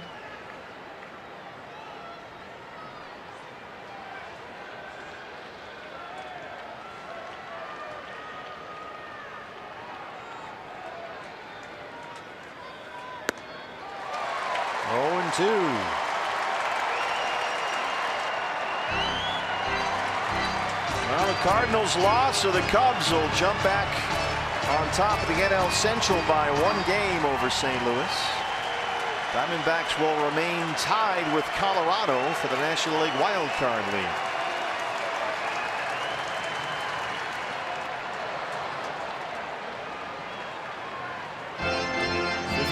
Foot curveball there from Wade Davis. 1-2.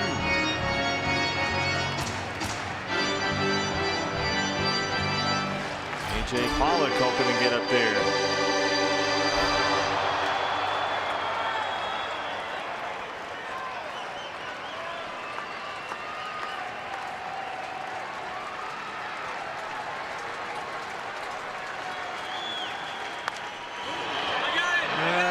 Going to reach the seats behind the Chicago dugout.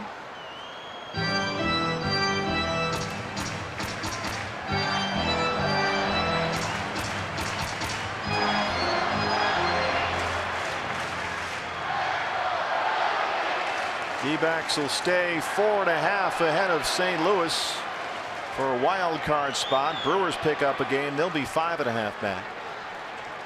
1-2 on Chris Herman. Struck him out, and the ball game is over. The Cubs win the ball game 7-2. They take the series 2-1 as the Diamondbacks drop to 2-4 on this homestand. Well played ball game up until that 8th inning. The wheels really came off for Jake Barron once again. Gave up 3 home runs in his inning and 2/3 of work. But as you said, you're not going to score a lot of runs when you get 3 hits in the ball game and all 3 of them are by the same guy. Very tough sledding early on against Jake Arrieta in this Cubs bullpen. They tack on the Goldie solo homer in the 9th. It finishes 7-2. Gracie standing by with Jody Jackson. Jody. Thanks, Steve. Yeah, BB's right. Jake Lamb with the 3 hits there until the 9th when Paul Goldschmidt hit a home run. But 4 hits certainly isn't enough. But this was a pitching duel until that 8th inning with Jake Barrett struggling once again. Yeah, and starting pitcher for the Diamondbacks, Zach Godley, he gave up 2 runs in the first 2 innings, but it could have been much worse. He struck out 4 guys in the first inning, and he really battled his way through and kept his team in the game. Unfortunately, Jake Arrieta was very, very good, but don't tell Jake Lamb that. Jake Lamb got all 3 hits off of Jake Arrieta, and that was the only hit until the 9th. It's a little bit of everything from the Jakes, that's for sure. And one thing about Zach Godley, you heard Gracie mention the 4 strikeouts in the first inning. If you want to know more about that, we're going to explain that when we come back. That's right. 4 strikeouts, but ended up giving a run. There is the play. Gracie and Vivi will break it down. We'll have Torey Lovello in the interview room. We'll hear what the manager had to say about losing the series to the Cubs in what was a tight one until that 8th inning. Stay with us. Plenty of reaction coming your way on D-Backs Live after the break.